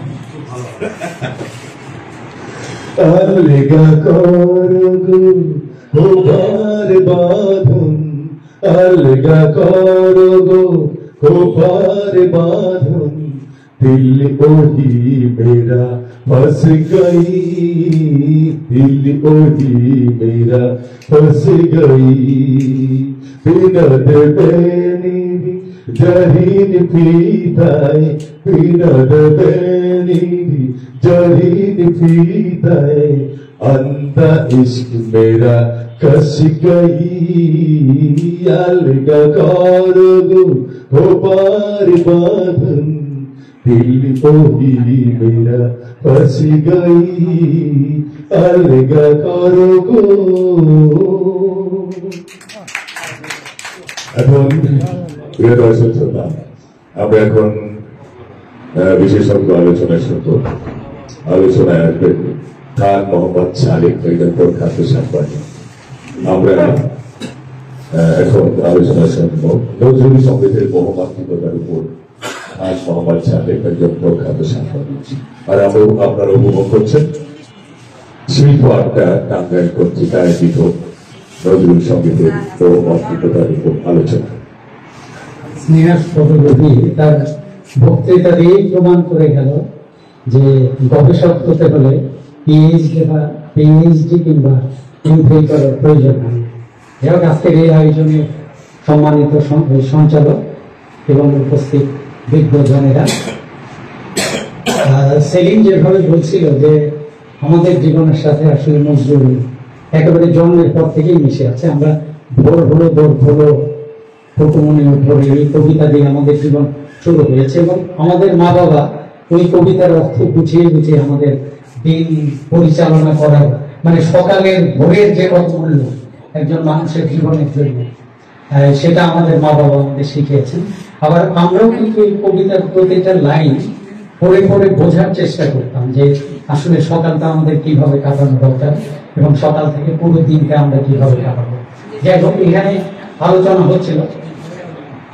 হচ্ছিল কার এসএসসি কোন ইয়ারে, তো আমার এসএসসি জেনে আপনারা আমার বয়স সম্পর্কে একটা ধারণা হয়ে গেছে।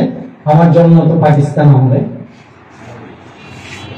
কাজী নজরুল ইসলামের বহুমাত্রিকতা, সঙ্গীতের বহুমাত্রিকতার চেয়ে আমি বলবো যে তার সাহিত্য এবং সাংস্কৃতিক অঙ্গনে যে তার বহুমাত্রিকতা ছিল সেটাই অনেক গুরুত্বপূর্ণ।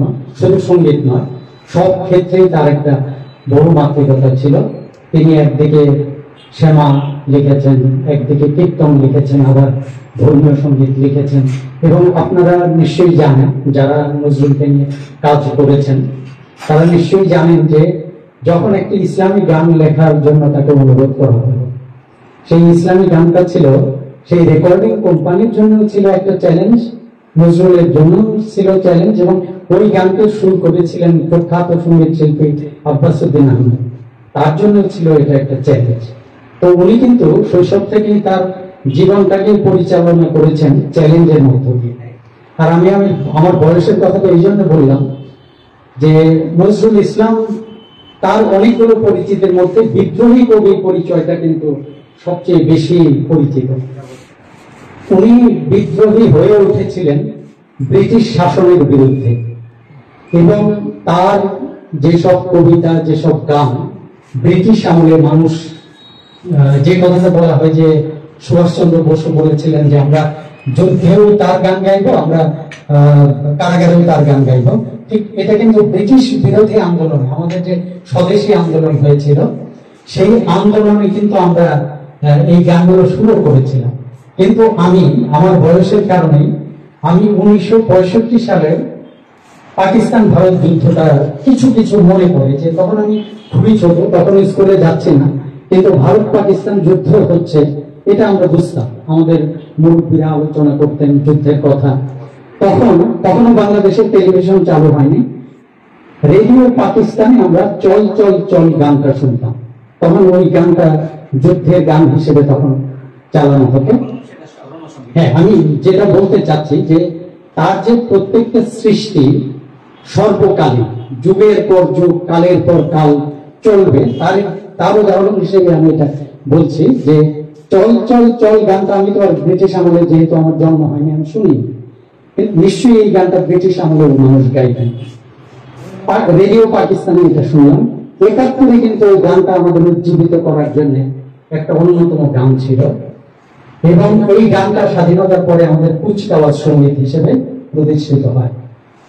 আমরা যখন এই সেলিম নজরুল সেনা করতো, আমরা করতাম কচিগাছার মেলা, রহিম কচিগাছার মেলা করতো, আমরা যে কুচকাওয়াজ করতাম তখন এই চল চল চল সঙ্গীত দিয়ে আমরা কুচকাওয়াজ করতাম। পরবর্তীতে যতগুলো আন্দোলন হয়েছে বাংলাদেশে, প্রত্যেকটা আন্দোলনে কিন্তু এই গানগুলো ব্যবহার করা হয়েছে। নজরুলের কারা রইল হকমা, সেই ব্রিটিশ বিরোধী আন্দোলন থেকে শুরু করে 24-এর আন্দোলন পর্যন্ত যতগুলো আন্দোলন হয়েছে বাংলাদেশে, প্রত্যেকটি আন্দোলনে নজরুলের প্রত্যেকটি গান, প্রত্যেকটি কবিতা আমাদের উজ্জীবিত করেছে। আর নজরুল কিন্তু কখনোই পৃষ্ঠপোষকতা পান না, তিনি কিন্তু দমন পীড়নের মধ্যে দিয়েই কিন্তু তার একটা সৃষ্টি হয়েছে।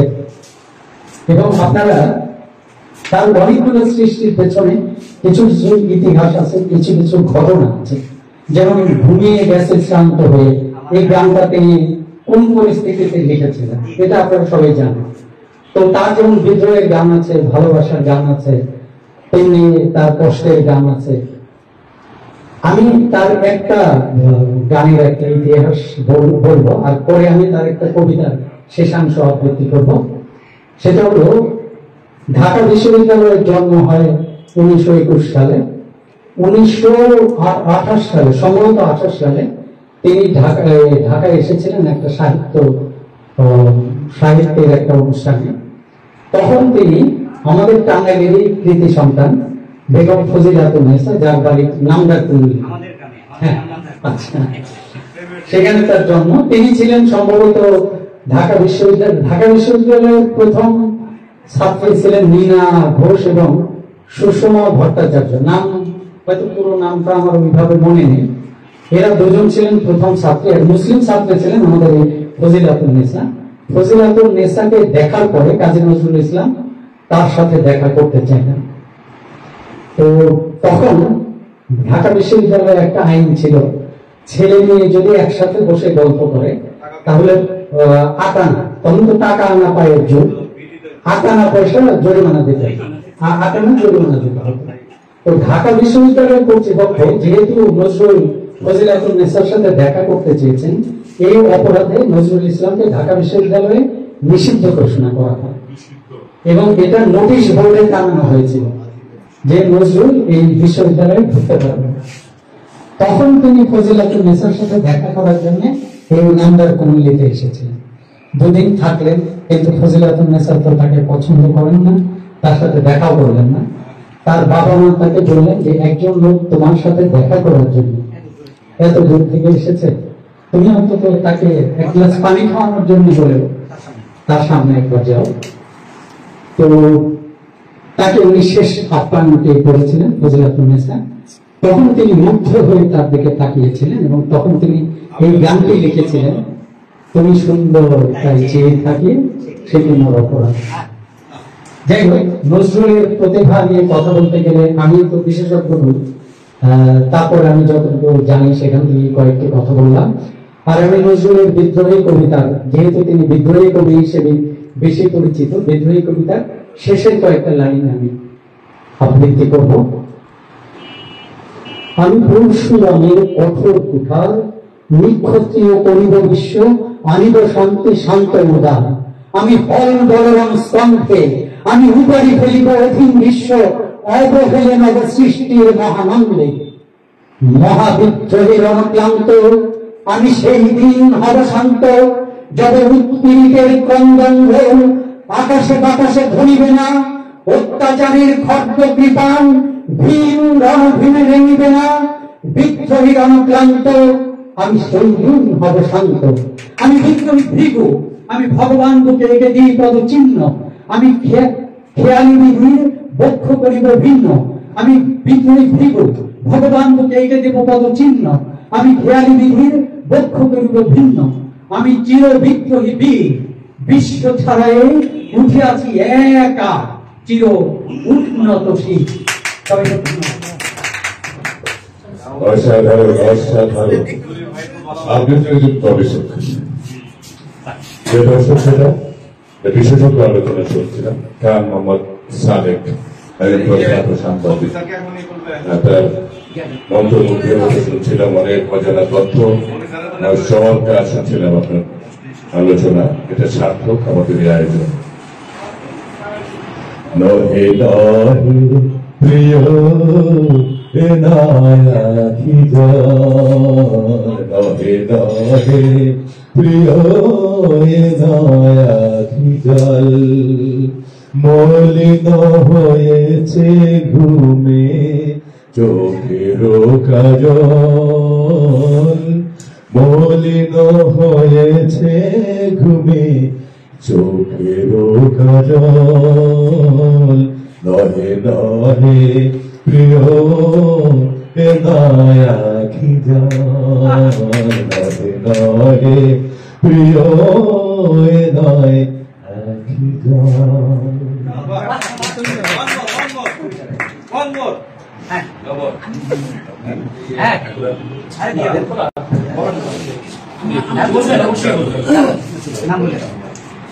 সম্মানিত উপস্থিতি, আমরা এখন কথা শুনবো রবীন্দ্রনাথ দত্ত, সহকারী অধ্যাপক, সহযোগী অধ্যাপক, ইংরেজি বিভাগ, সমাজনী সরকার। প্রিয় দর্শক, আমরা স্যারের নির্ধারিত বিষয়ে এবং আলোচনা শুনবো। ধন্যবাদ। ধন্যবাদ উজ্জ্বল ভাই। শিল্প আড্ডা আজকে উপস্থিত রয়েছেন শিল্পানুরাগী, সাহিত্যরাগী। আজকে নির্ধারিত বিষয় বলা হলে বিষয়টা ছিল নজরুল সঙ্গীতের বহুমাত্রিকতা। আমি আসলে নির্ধারিত আলোচক না, আর আমার কাছে একটা বিস্তারিত হয়েছে, একটা ভুল তথ্য ছিল। এখানে বলা হয়েছিল আমাকে যে ওই জীবনানন্দ দাশের কবিতার উপর আর কি। তো যাই হোক, এখানে এসে আপনাদের কথা শুনছিলাম, অত্যন্ত তথ্য সমৃদ্ধ কথা শুনছিলাম। সেলিম ভাইয়ের, রুলি ভাইয়ের, তারপরে সালেম ভাই বললেন, ভাই, সুলিম ভাই খুব ভালো বললেন, এবং ভোটের উপর এই যে সুরক্ষিত কণ্ঠে নজরুল সঙ্গীত শুনছিলাম উজ্জ্বল ভাই কণ্ঠ যে এত ভালো এটা জানা ছিল না। তো এখানে আসলে এই আমরা তো আমাদের সংস্কৃতিটা এরকম বাঙালি সংস্কৃতি, আমরা বড় হয়েছি নজরুলের গান শুনে। তো এখানে আমরা নজরুল সঙ্গীত প্রয়োজন হয় আমাদের।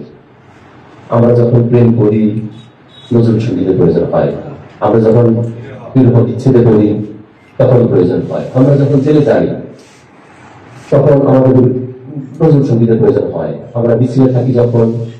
এই যে বিভিন্ন ক্ষেত্র, জাতীয় জীবনে, ব্যক্তি জীবনে, সামাজিক জীবনে ওতপ্রোতভাবে নজরুল সঙ্গীত আমাদের সাথে জড়িয়ে আছে। আর এখানে একটা বিষয় আজকে আমি আসলে বিকারিত করা যাবে না, কারণ সবাই এখন কথা লাগিয়ে গেছে, হয়ে গেছে, আমি ডিটেলসে যাবো না। তবে এই বিষয়ে অনেক কথা বলার থাকবে এবং পরবর্তীতে একটা যদি প্রোগ্রাম করেন আপনারা জেনে থাকবেন অনেকেই ইরেগুলার আছেন। আমি এখানে রেগুলারের মধ্যে সেরকম জমাতে পারছি না, আজকে ওনাকে কোন দিয়ে পাচ্ছিলাম না। তো আমরা এই শিল্প আড্ডায় বিভিন্ন বিষয়ে আলোচনা করে থাকি। সাধারণত আড্ডা মানে আড্ডার মেজাজটা যেন থাকে, বক্তৃতা সর্বস্ব যেন না হয়, সেখানে যেন আমরা স্বতঃস্ফূর্ত ভাবে আমরা কথা বলতে পারি এবং আমাদের পাঠের অভিজ্ঞতাটা শেয়ার করতে পারি। তো এখানে আমরা সচেতনভাবেই এর আগে আড্ডায় রঙ্গতত্ত্বের উপর আলোচনা হয়েছিল। প্রত্যেকটা শিল্পে বা সাহিত্য বিভিন্ন যে শাখা রয়েছে সাহিত্যের, কবিতা, গল্প, উপন্যাস, গান, এর ভিত্তিতে কিন্তু রঙ্গতত্ত্ব সঙ্গতভাবেই আমার রঙ্গতত্ত্বের ব্যাপারে অনুষ্ঠান হয়েছে, কার্যকর একটা আলোচনা বিষয় হয়েছে, আমরা সবই করেছি অনেকের কথা শুনে। আর আজকে নজরুল সম্পর্কে আমি যে একটা কথা বললেও যা বলতে হবে আপনাদের কথা সূত্র ধরে আর কি। এখানে সেলিম ভাই প্রথমেই একটা গান উদ্ধৃত করেছেন খুব সুন্দরভাবে, আলগা করো বহু খোপার চুল দিল মহিমেরা খোপার বাহন দিল মহিমেরা ফাঁসকেই, ফাঁসকেই হচ্ছে ফার্সি শব্দ। তো এরকম নজরুলের গানে, কবিতায় এত বেশি বিদেশি শব্দ এবং বিভিন্ন ধরনের গীত ব্যবহার করেছেন। সেই প্রাচীন ভারতীয় গীত, আরবের গীত, মিশরীয় গীত, রোমান গীত তাকে ব্যবহার করেছেন। তো আমরা যারা ওনাকে অশিক্ষিত বলি, যে একাডেমিকলি উনি অশিক্ষিত বলি যারা, তো তাদের এই বিষয়ে একটু ধারণা নেওয়া দরকার যে নজরুলের যেভাবে গীতের ব্যবহার করেছেন এবং স্বতঃস্ফূর্তভাবে গীতের ব্যবহার কিন্তু অনেকে করেছেন। রোহিত ভাই সুন্দর কথা বলেছেন যে একটা শব্দ যখন ব্যবহার হবে সাহিত্যের ক্ষেত্রে সেটার যৌক্তিকতাটা কি, ভিত্তিটা কি এবং সেটার প্রাসঙ্গিকতা কি, সেটা গুরুত্বপূর্ণ। একজন শক্তিশালী লেখক কি করেন, সেটার প্রাসঙ্গিকতা, যৌক্তিকতা এবং সামগ্রিক প্রয়োজনীয়তা এগুলো চিন্তা করে শব্দের ব্যবহার করেন বা গীতের ব্যবহার করেন, যেটা আমরা নজরুল সঙ্গীতের মধ্যে পাই। এখানে সেলিমের কথা বলি, সেলিমে বলেছেন যে বিদেশি শব্দ ব্যবহার করেছেন। তো এই বিষয়ে একটা ঘটনা আছে, আপনারা জানেন জেনে থাকবেন যে নজরুল ইসলামকে অনেকে অভিযোগ করেছে এবং অনেক অতিষ্ঠ করে তুলেছিল আমাদের জীবনে। এক মিডিয়া প্রতিক্রিয়াশীলরা, হিন্দু প্রতিক্রিয়াশীল, মুসলিম সমাজের প্রতিক্রিয়াশীল যারা ছিলেন এবং শারীরিকভাবে আক্রমণ করেছেন, এ বলেছে বাংলাদেশের শারীরিকভাবে আক্রান্ত হয়েছিলেন। তো সাহিত্য সমালোচক যারা ছিলেন তাদের মধ্যে প্রভাত চৌধুরী একজন শক্তিশালী লেখক, সম্ভবত প্রভাত চৌধুরী কথা বলছিলাম, যে ওনাকে একবার অভিযোগ করে লিখেছিলেন এবং সরাসরি বলেছিলেন যে আপনি এই যে বিদেশি শব্দগুলো ব্যবহার করছেন, ফার্সি শব্দ, আরবি শব্দ, এগুলো ব্যবহার করে আপনি বাংলা ভাষার ব্যবহার বাজাচ্ছেন। তো নজরুল খুব সুন্দর জবাব দিয়েছিলেন যে দেখেন আসলে ভাষাটা উনি আবেগী মানুষ, ভিতরে বাইরে রোমান্টিক। আমরা যারা রোমান্টিক যুগের একটু নিজের সম্পর্কে জানি, এই যে বাইরন, কিটস, শেলি, এই যে ওয়ার্ডসওয়ার্থ, কোলরিজ, ওনাদের সম্পর্কে যারা জানি যে ওনারা কেমন বহিমিয়ান ছিলেন আর কি। নজরুল ইসলাম এরকম বহিমিয়ান ছিলেন, উনি অসাধারণ মানুষ দিয়েছেন। দেখেন আমার বাংলা ভাষা হচ্ছে মায়ের মতো, মাকে হাড় দিয়ে, এই যে কানের দুল করিয়ে, নাকের নখ করিয়ে বা অলঙ্কৃত করি, বাংলা ভাষাটাও আমার কাছে ঠিক একই রকম মনে হয়, যা আমি আমার মাকে সাজাই। তো এখানে আরেকটা গুরুতর প্রশ্ন আসছে, কিন্তু আমরা আলোচনা করছিলাম ভাষা, একটা গুরুতর প্রশ্ন হচ্ছে বিশুদ্ধতা। একটা বিষয় নিয়ে দিয়েছেন আমাদের ভাই রবি ভাই, যে বিশুদ্ধতার বিষয়টি বলছেন যে আসলে আমরা যদি সর্বজনীন না হতে পারি, আমাদের দৃষ্টিভঙ্গি যদি সর্বজনীন না হয়, আমাদের সাহিত্য চর্চায় এটা পরিচর্চায় এই বিষয়ে কিছু একটা কথা আছে বাংলায় করে এরকম হবে যে অন্তর অনুভূতির পবিত্রতা ছাড়া কোনো সাহিত্য কবিতা লেখা কারো পক্ষে মানে সম্ভব না, ভালো কবিতা লেখা সম্ভব না। অন্তর অনুভূতি পবিত্রতা চায়। আমি যখন কবিতা লিখতে বসবো তখন আমার মধ্যে সেই বিষয়টা কাজ করে কিনা, আমার মধ্যে সেই সততা সেটা কাজ করে কিনা, নাকি আমি কোনো গণ্ডির মধ্যে আবদ্ধ হয়ে কোনো মতাদর্শ বা কোনো দম্বার মধ্যে আবদ্ধ হয়ে বায়াস কিনা, কোনো বিষয়ে ধর্ম, বর্ণ, গোত্র, সমাজ এর মধ্যে আবদ্ধ হয়ে আমি আছি কিনা, তো এটা বিষয়।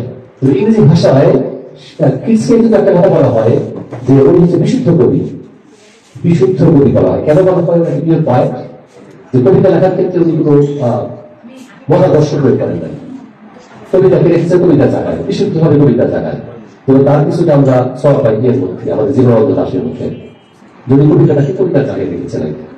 এবং আপনারা আশ্চর্য হবেন যে জীবনানন্দ দাসকে আমরা বলি, আজকে তো জীবনানন্দ দাসের উপর আমাদের আলোচনা করার কথা ছিল, সেই পরিবেশনায় সময় স্থাপন করবে না, আমি এদিকেই যাবো না, আমি খুব ছোট করে শেষ করছি।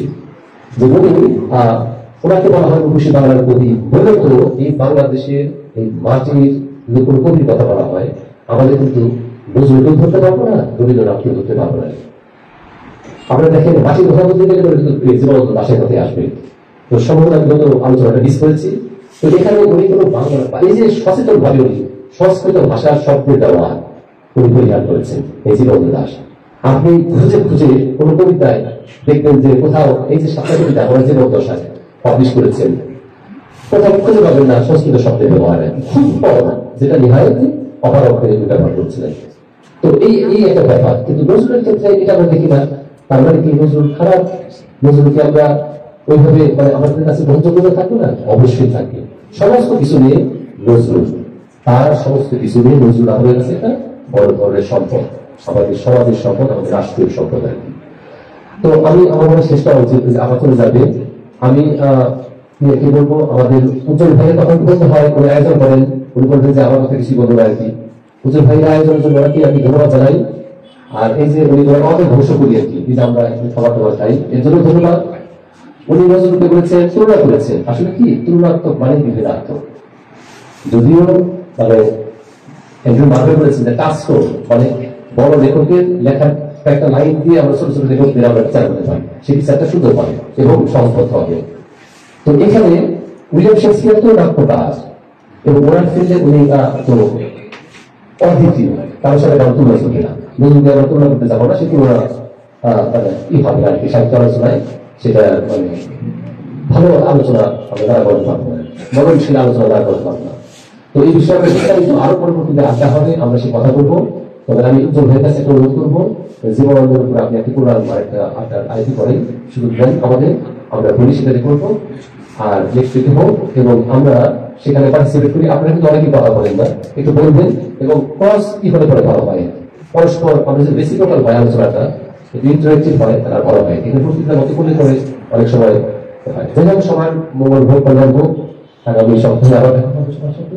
আপনারা সবাই ভালো থাকুন, সুস্থ থাকুন এবং সবার মননশীল সময় কামনা করছি। সবাই ভালো থাকুন, ধন্যবাদ। ধন্যবাদ অধ্যাপক রবীন্দ্রনাথ দত্ত। প্রিয় দর্শক শ্রোতা, আমরা নজরুল সঙ্গীতের বহুমাত্রিকতার উপর আলোচনা শুনছিলাম, আলোচনা করছিলেন অধ্যাপক রবীন্দ্রনাথ দত্ত। নজরুল সম্পর্কে অনেক কথাই হয়, কিন্তু একটা কথা এখনো পর্যন্ত কেউ বলেন, সেটা হলো যে উনি কিন্তু সিনেমার চিত্রনাট্য লিখতেন এবং নিজে অভিনয় করেছেন। না, আমি যে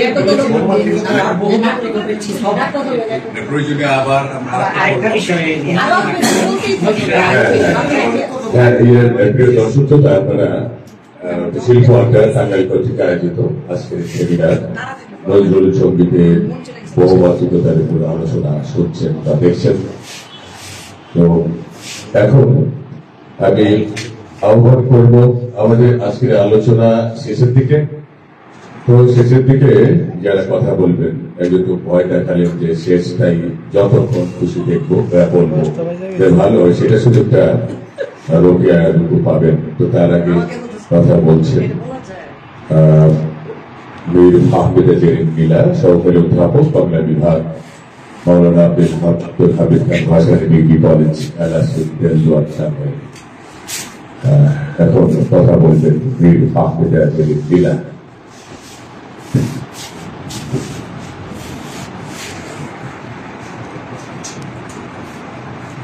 ধন্যবাদ আজকের অনুষ্ঠানের সম্মানিত সভাপতি, বন্ধুগণ, এই কলেজের অধ্যক্ষ সেলিম ভাই, তোমাকে আমি মাঝে মাঝে দেখেছি। আচ্ছা, সম্মানিত উপস্থিতি যারা আছেন, আসসালামু আলাইকুম। এতক্ষণ ভোরে এত সমৃদ্ধশালী এত বক্তব্য আমরা শুনেছি, এত তথ্য বলুন শুনেছি, আমার তো একটু ভয়ই করছে কথা বলতে, কি বলবো। তো বিশেষ করে রুহি ভাই অনেক অজানা তথ্য তিনি তুলে এনেছেন। এই অনুষ্ঠানে আসার মূল বিষয়টা হচ্ছে যে আগে শিখবো, শেখার জন্য আসা, শুনবো এবং জানবো এবং ধারণ করব, এই জন্যই এই অনুষ্ঠানে মূলত আসা। তো আমি নজরুল সম্পর্কে ততটুকু বলবো, কোনো তথ্যভিত্তিক কিছুতে যাবো না আমি, সময় অনেক, প্রায় 10টা বেজে গেছে, অল্প একটু সময়ই বলবো। আমি নজরুল সম্পর্কে ততটুকুই বলবো যা আমি নজরুলকে, নজরুল আমার ভেতরে যতটুকু থাকে, আমি যতটুকু নজরুলকে ধারণ করতে পারি, যতটুকু আমি নজরুলকে বুঝি, সেটুকু আমি বলবো। নজরুল সবাই শুরু করে, মানে আমার কাছে বিষয়টা ভালো লাগে, বারবার সবাই বিদ্রোহী কবি, বিদ্রোহী কবি, বিদ্রোহী কবি, বারবার তাকে বিদ্রোহী করে দেবে। কিন্তু সে যে কি পরিমাণ প্রেমের কবি ছিলেন, এটা আমরা আসলে বেমানুন ভুলেই যাই, যে আসলে নজরুলের ভেতরে যে এত বেশি প্রেম ছিল, দ্রোহ এবং প্রেম সবকিছু মিলে একাকার করে ফেলছেন তিনি। দেশপ্রেম, তার সন্তানের প্রতি যে তার প্রেম, তার স্ত্রীর প্রতি যে তার প্রেম, এবং বারবার প্রেমে পড়া। হ্যাঁ, এক হাতে মনে পাশের বাঁশরি, আর হাতে তুর্য, এটা কথা বলেছেন। কিন্তু তিনি বারবার প্রেমে পড়েছেন, বারবার। প্রেমে না পড়লে আসলে কেউ সত্যিকারের কবি হতেই পারেন না, এবং প্রেমে পড়বেন। আপনার সাহিত্য কখন একজন মানুষের, নজরুল বলেন, রবি ঠাকুর বলেন, ব্যক্তি আমি নীলা বলেন বা ব্যক্তি উনি বলেন, যখন আপনি প্রেমে পড়বেন তখন উচ্ছল প্রেমের কবিতা বের হয়ে আসবে। আর তার সঙ্গে সঙ্গে বিরহটা ঠিক ততটাই জরুরি, বিরহটা কিন্তু ততটুকু জরুরি। যখন আপনি বিরহে পড়বেন তখন প্রেম আরো গভীর হয়ে বের হয়, আরো বেশি গভীর লিখা কিন্তু আমরা একজন বিরহ প্রেমিকের কাছ থেকে কিন্তু আমরা পাই। কবি নজরুল 1899 খ্রিস্টাব্দে জন্মগ্রহণ করেছিলেন এবং 1976 আগস্টে, সম্ভবত তাই তো স্যার, আগস্টে উনি মারা গিয়েছেন, 19 আগস্ট। এই দীর্ঘ এই সময়ের মধ্যে মাত্র 23 বছর কিন্তু উনি লিখেছেন। মাত্র 23 বছরে কবি নজরুল 4000-এর মতো গান লিখেছেন। কবিতার সংখ্যা মনে হয় না এই পর্যন্ত কেউ তার কবিতার সংখ্যাকে নিরূপণ করতে পেরেছে। পেরেছে কি আদৌ কি তথ্য আছে আপনার, তার কবিতার সংখ্যা কত?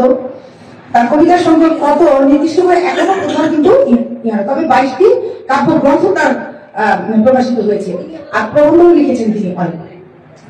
এবং তিনি কিন্তু এই নজরুল, রবীন্দ্রনাথ যেখানে তার খাবারের চিন্তা করতে হতো না, রবীন্দ্রনাথের আর্থিক কোনো কিছু চিন্তা করতে হতো না, কিন্তু নজরুলের কিন্তু একেবারে মায়ের পেট থেকে পড়ার পর থেকেই তার সংগ্রাম শুরু হয়ে গেছে।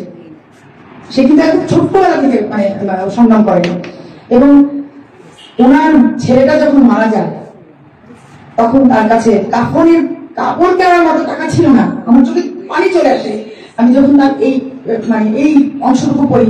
তিনি বিভিন্ন প্রকাশকের কাছে গেলেন, কেউ তাকে টাকা দিলেন না। একজন প্রকাশকের কাছে যাওয়ার পর তিনি বললেন যে তুমি যদি এখন নতুন কোনো কবিতা আমাকে লিখে দাও তাহলে আমি তোমাকে টাকা দিব। তখন তিনি লেখেন, ঘুমিয়ে গেছে শান্ত হয়ে আমার গানের বুলবুলি। তো একটা মানুষের মানে নজরুলকে বারবার আমরা দ্রোহের কবি বলি ঠিকই, কিন্তু ওনার প্রেমেও, হ্যাঁ দ্রোহের কবি তো তিনি বাঁচেন, তার প্রেমে আমরা দ্রোহ পাই। তিনি আপনারা সবাই পূর্ববর্তী আলোচনা বলেছেন যে আমি চিরতরে ধরে চলে যাবো তবু আমারই দেব না ভুলিতে। এটা হচ্ছে তিনি চ্যালেঞ্জ করতেছেন, উনি চ্যালেঞ্জ করতেছেন। কিন্তু পরবর্তী লাইনে তিনি কি বলেছেন, তোমার কুঞ্জ পথে যেতে হয় চমকি থামিয়া যাবে বেদনায়, দেখিবে কে যেন মনে পড়ে আছে তোমারই পথের ধুলিতে, তো আমারে দেব না ভুলিতে। আসিবে তোমার পরম উৎসব, কত প্রিয়জন কে জানে, মনে পড়ে যাবে কোন সে ভিখারি পাইনি ভিক্ষা এখানে। তো ওনার প্রেমেও কিন্তু গ্রহ আছে, মাঝখানে লাইনটা বলছি, উনি কিন্তু তার প্রেমেও গ্রহ আছে। কিন্তু তাই বলে আমরা যদি বারবার ওনাকে গ্রহ বলি তা কিন্তু আসলে চলে না। ওনার ছোট্ট একটা কবিতা আমরা পড়েছি, ছোটবেলায় পড়েছি, ক্লাস 7 মনে হয় আমাদের পাঠ্য ছিল। থাকবো না গো বদ্ধ করে, দেখবো এবারে জগৎটাকে কেমন করে ঘুরছে মানুষ যুগান্তরের ঘূর্ণি পাকে। আপনি যদি এই কবিতাটাকে তবলায় তাল দেন, থাকবো না গো বদ্ধ করে, দেখবো এবারে জগৎটাকে কেমন করে ঘুরছে মানুষ যুগান্তরের ঘূর্ণি পাকে। মানে নজরুলকে, মানে নজরুল, আমার মনে হয় নজরুল যদি মাত্র 30 বছর না থেকে যে পরিমাণ যখন তার বাকশক্তি চলে গেছে, তিনি যদি লিখতে পারতেন আমার বিশ্বাস বিশ্ব ব্রহ্মাণ্ডে নজরুলের চেয়ে বড় গীতিকার, নজরুলের চেয়ে বড় কবি, নজরুলের চেয়ে বড় প্রবন্ধকার আমার মনে হয় না সমগ্র বিশ্ব ব্রহ্মাণ্ডে থাকতো। কিন্তু তিনি সমর্পণ করেছেন তার গজল নাম মোহাম্মদ বল প্রেম নাম আহমদ বল। তিনি একদিকে তিনি বলতেছেন যে আমরা জন্মে হংসমিত ছিলাম, একদিকে কিন্তু তিনি বলতেছে যে হিন্দু সনাতন ধর্ম বলতেছে যে তিনি পরজন্মে পূর্বজন্মে বিশ্বাস করতেছে। আবার অন্যদিকে তিনি কিন্তু পুরোপুরি মোহাম্মদকে জপ করে নিজেকে সমর্পণ করে দিচ্ছে। আবার তারপর আবার তিনি বলতেছেন যে তার কবরটা যেন কি আজান শোনা যায় মসজিদের ওই পাশে আমার কবর দিও ভাই। এই যে তিনি মসজিদের পাশে কবর চাচ্ছে, অর্থাৎ মানে পুরো বিষয়টা কিন্তু মানে উনি এমন আধ্যাত্মিক একজন মানুষ ছিলেন যাকে নিয়ে গবেষণা করা, যাকে নিয়ে কথা বলার মতো যোগ্যতা আমার তো অন্তত নাই, আমি পারি না। আমি হ্যাঁ আকাশ ভরে আমি পাতাল করে নাম বলছি। তো উনি সাম্রাজ্যবাদীর বিরুদ্ধে কথা বলছেন, উনি ছিলেন প্রতিবাদী। উনি সবসময় যারা অত্যাচারীর পাশে থাকতেন, তিনি বরাবর অত্যাচারীর পাশে থাকতেন। তো আমার 5 মিনিট আমি 10 মিনিট নিয়ে এসেছি। আসলে নজরুল সম্পর্কে আলোচনা করার জন্য একটা প্রোগ্রাম, একটা অনুষ্ঠান উদ্যোগ আসলে যথেষ্ট নয়। আমরা আরেকদিন চাই নজরুলকে নিয়ে বলার জন্য। আমি নজরুলকে ভালোবাসি, আমি নজরুলকে ধারণ করি। রবি ঠাকুর যেখানে প্রেমে সমর্পণ করেছেন, নজরুল প্রেমের বিদ্রোহ নিয়ে আসছেন। যে আমি চ্যালেঞ্জ করতেছি বাবার তাকে প্রেমিকে যে আমি তোমার কাছ থেকে অনেক দূরে চলে গেলেও আমি আমাকে ভুলতে দিব না। আমরা বাকারের পাশে গোবাক্তরুর শাড়ি, সেখানে দেখেছি যে কবি চিটাগাঙে এক বন্ধুর বাসাতে গিয়ে তার বন্ধুর বোন, সে জ্বর ছিল, তখন সেই জ্বরের সময় তার বন্ধুর বোন যে তাকে সেবা করেছিল, সেই সেবা মুহূর্তটা অর্থাৎ ভাবে প্রেম করেছেন। মানে একজন নারী এবং পুরুষের একটা নির্জন গৃহে একজন নারী একজন পুরুষকে সেবা দিচ্ছেন, সেই সেবার মধ্যে তিনি সাক্ষী হিসেবে নিয়ে এসেছেন বাগান পাশে গোবাক্তরুর শাড়ি, অর্থাৎ সুপারি বাগানের শাড়ি ছিল। যে মানে আমাদের প্রেমের সাক্ষী কে থাকবে, আমাদের পাশে যে বাগানের পাশে, তার বাগানের পাশে যে গোবাক্তরুর শাড়ি অর্থাৎ সুপারি বাগান ছিল, তার মর্মর সুরে, তার পাখার মর্মর সুরে শুনে বাতাস মর্মর শুনেছে, সুর দলিত হয়েছে। সেইটার সাথে তিনি তার ওই যে এক রাতের প্রেয়সী যে তাকে রাত ভর সেবা করেছে, তার যে শাড়ির খসখস আওয়াজ, তার সঙ্গে তিনি সুপারি বাগানের যে বাতাসে যে সুপারি পাতার যে খসখস ধ্বনি, তার সাথে তুলনা করেছেন। এটা একমাত্র নজরুলের পক্ষে সম্ভব। হঠাৎ একটা সেকেন্ডকে প্রেমে পড়ে সেই প্রেমকে একেবারে অমর করে দিতে একমাত্র নজরুলের দ্বারাই সম্ভব ছিল। জি গোবাক্তরুর শাড়ি, হ্যাঁ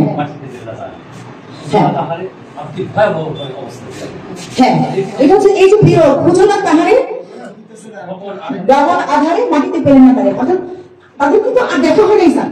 তখন কিন্তু আর জীবনেও কিন্তু তার বন্ধুর ওই বোনটার সাথে আর তার কখনো দেখা হয়, কিন্তু তার জয়ের ঘরে যে সেবা করেছিল তাকে তিনি, অর্থাৎ তুচ্ছ বিষয়, মানে সে তার প্রেমিকা নয়, তবুও তাকে প্রেমিকার জায়গায় রেখে তার জন্য হয়তো তোমাকে দেখিয়েছি তুমি জাগানো তাই করবে, তুমি আমার প্রেমিকা নাও, তবুও তোমাকে দেখেছি, তোমার মধ্যে আমি আমার প্রেমিকাকে পাচ্ছি, তুমি আমার সর্বশেষ প্রেমিক। তো মানে এটা কিন্তু কবির বিষয়টা হচ্ছে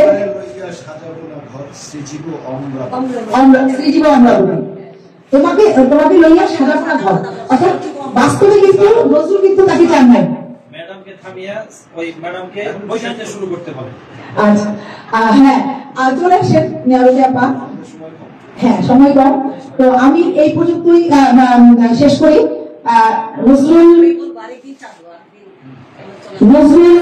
শেষ করি, নজরুলের মানুষ কবিতা থেকে দুটো লাইন আমি বলতে চাই যে কোথা চেঙ্গি যে গজল বাবু কোথায় কারা পাহাড় ভেঙে ফেলে ওই ভজনালয়ের যত তালা দরাদার, খোদার ঘরে কে কপাটে লাগায় কি দেয় সেখানে তারা, তাই তো হাতুড়ি সাবল চালা। ধন্যবাদ সবাইকে, ভালো থাকবেন। আরেকটা প্রোগ্রাম চাই, আমার আসলে স্বাদ মিটলো না। আর আরেকটু অভিযোগ করি উচ্চফলের বিরুদ্ধে, উচ্চফলের বিরুদ্ধে আমি একটা অভিযোগ করি সবাইকে সাথে রেখে। উনি হচ্ছে ঠিক আগের দিন হয় সকালবেলা না রাতে আগে একটু জানাই যে আগে একটু বলে না যে একটু পরে আসতে হয়, যেটুকু অনুভব করে যেটুকু জেনেছি, মানে যেটুকু নিজের মধ্যে আছে অনুভব থেকে বললাম, ভুল ত্রুটি ক্ষমার জন্য। আসলে আমি কোনো সাহায্য পাই না, মানে সহযোগিতা পাই না, কোনো আর্থিক কোনো সাহায্য চাইনি। বলছে যে আমাকে যে কাজে সহযোগিতা করবে এমন লোক নাই, এটা আমাকে আপনারা জানেন যে আমার কলেজে সারাদিন ব্যস্ত থাকতে হয়। যেমন আমি সকালে এসেছি আর বাসায় যাই নাই, এখানে আছি, এলে আমার তো একটা ক্লান্তি আছে, আমি তো মানুষ তাই না, কিন্তু আমাকে সহযোগিতা করার একজন লোক নাই। এটা আর যার সহযোগিতা চাবো দেখা যায় কেউ কেউ ডিস্টার্ব দিয়ে নেবে, তার বিপরীতে না নিজের কাজ এটা নিজেই করার ভালো। যাই হোক, নজরুলের উপরে আমরা নিশ্চয়ই আপনারা সবাই বলছেন পরবর্তী আলোচনা আমরা ইয়ের উপরেই নজরুলের গান এবং কবিতার উপরে আর কি জানানো যায় নাকি?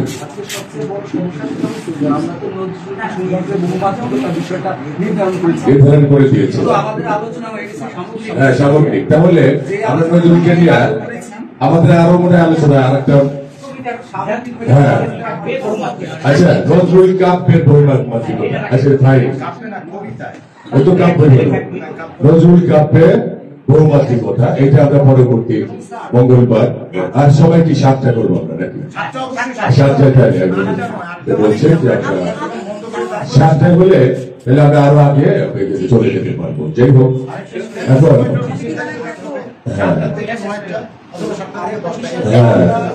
সহকারী অধ্যাপক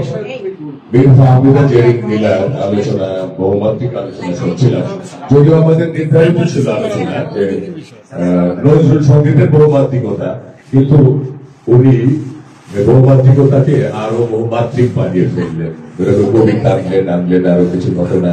যাই হোক আসলে লেখক তো আসলে ওই ধরে বেঁধে লেখে না, ওই যার যেমন চাই তাই উনি লেখেন, আর তারপরে হইলে হবে কবিতা, না হইলে না হবে। ফরমাইশি কবিতাও লিখেছেন, গানও লিখেছেন নজরুল ইসলাম। তো যাই হোক এটা এখন আমরা হ্যালো আমরা এখন কথা শুনবো। আরেকটা কথা বলে রাখি, এটা বাস্তবতা, যেহেতু রাত যদি কারো সমস্যা থাকে তাহলে কি বলবো আপনার, হ্যাঁ এখান থেকে 7টা থেকে শুরু করবো এরপর থেকে। হ্যাঁ আমরা এখন সর্বশেষ বক্তা যে রোকেয়া রুকু, কলেজ শিক্ষক, লেখক, প্রাবন্ধিক, কবি, একজন মানব মানুষ, সবার উপর মানুষ আজকে বুঝলাম যে মানুষ। আচ্ছা আচ্ছা কথা বলছেন রোকেয়া রুকু। আমার আপনার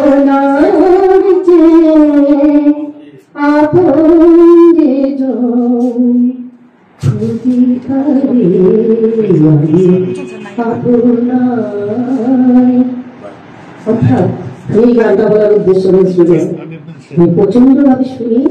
আমি গত মাসে 21 তারিখ থেকে গভীর মর্মাহত অবস্থায় আছি, আমার মা মারা গেছেন, যার জন্য গত সপ্তাহে আমাকে আলোচনা করতে বলছে, আসলে আমি করতে পারিনি। তার আগের সপ্তাহে শুধু একটা গজল পরিবেশন করছিলাম। তাই আমার মার জন্য দোয়া করবেন, জানি আল্লাহ তাকে জান্নাত বাসী করেন। গত সপ্তাহে এই কথাই বলছিলাম যে রোজ হাসরে আল্লাহ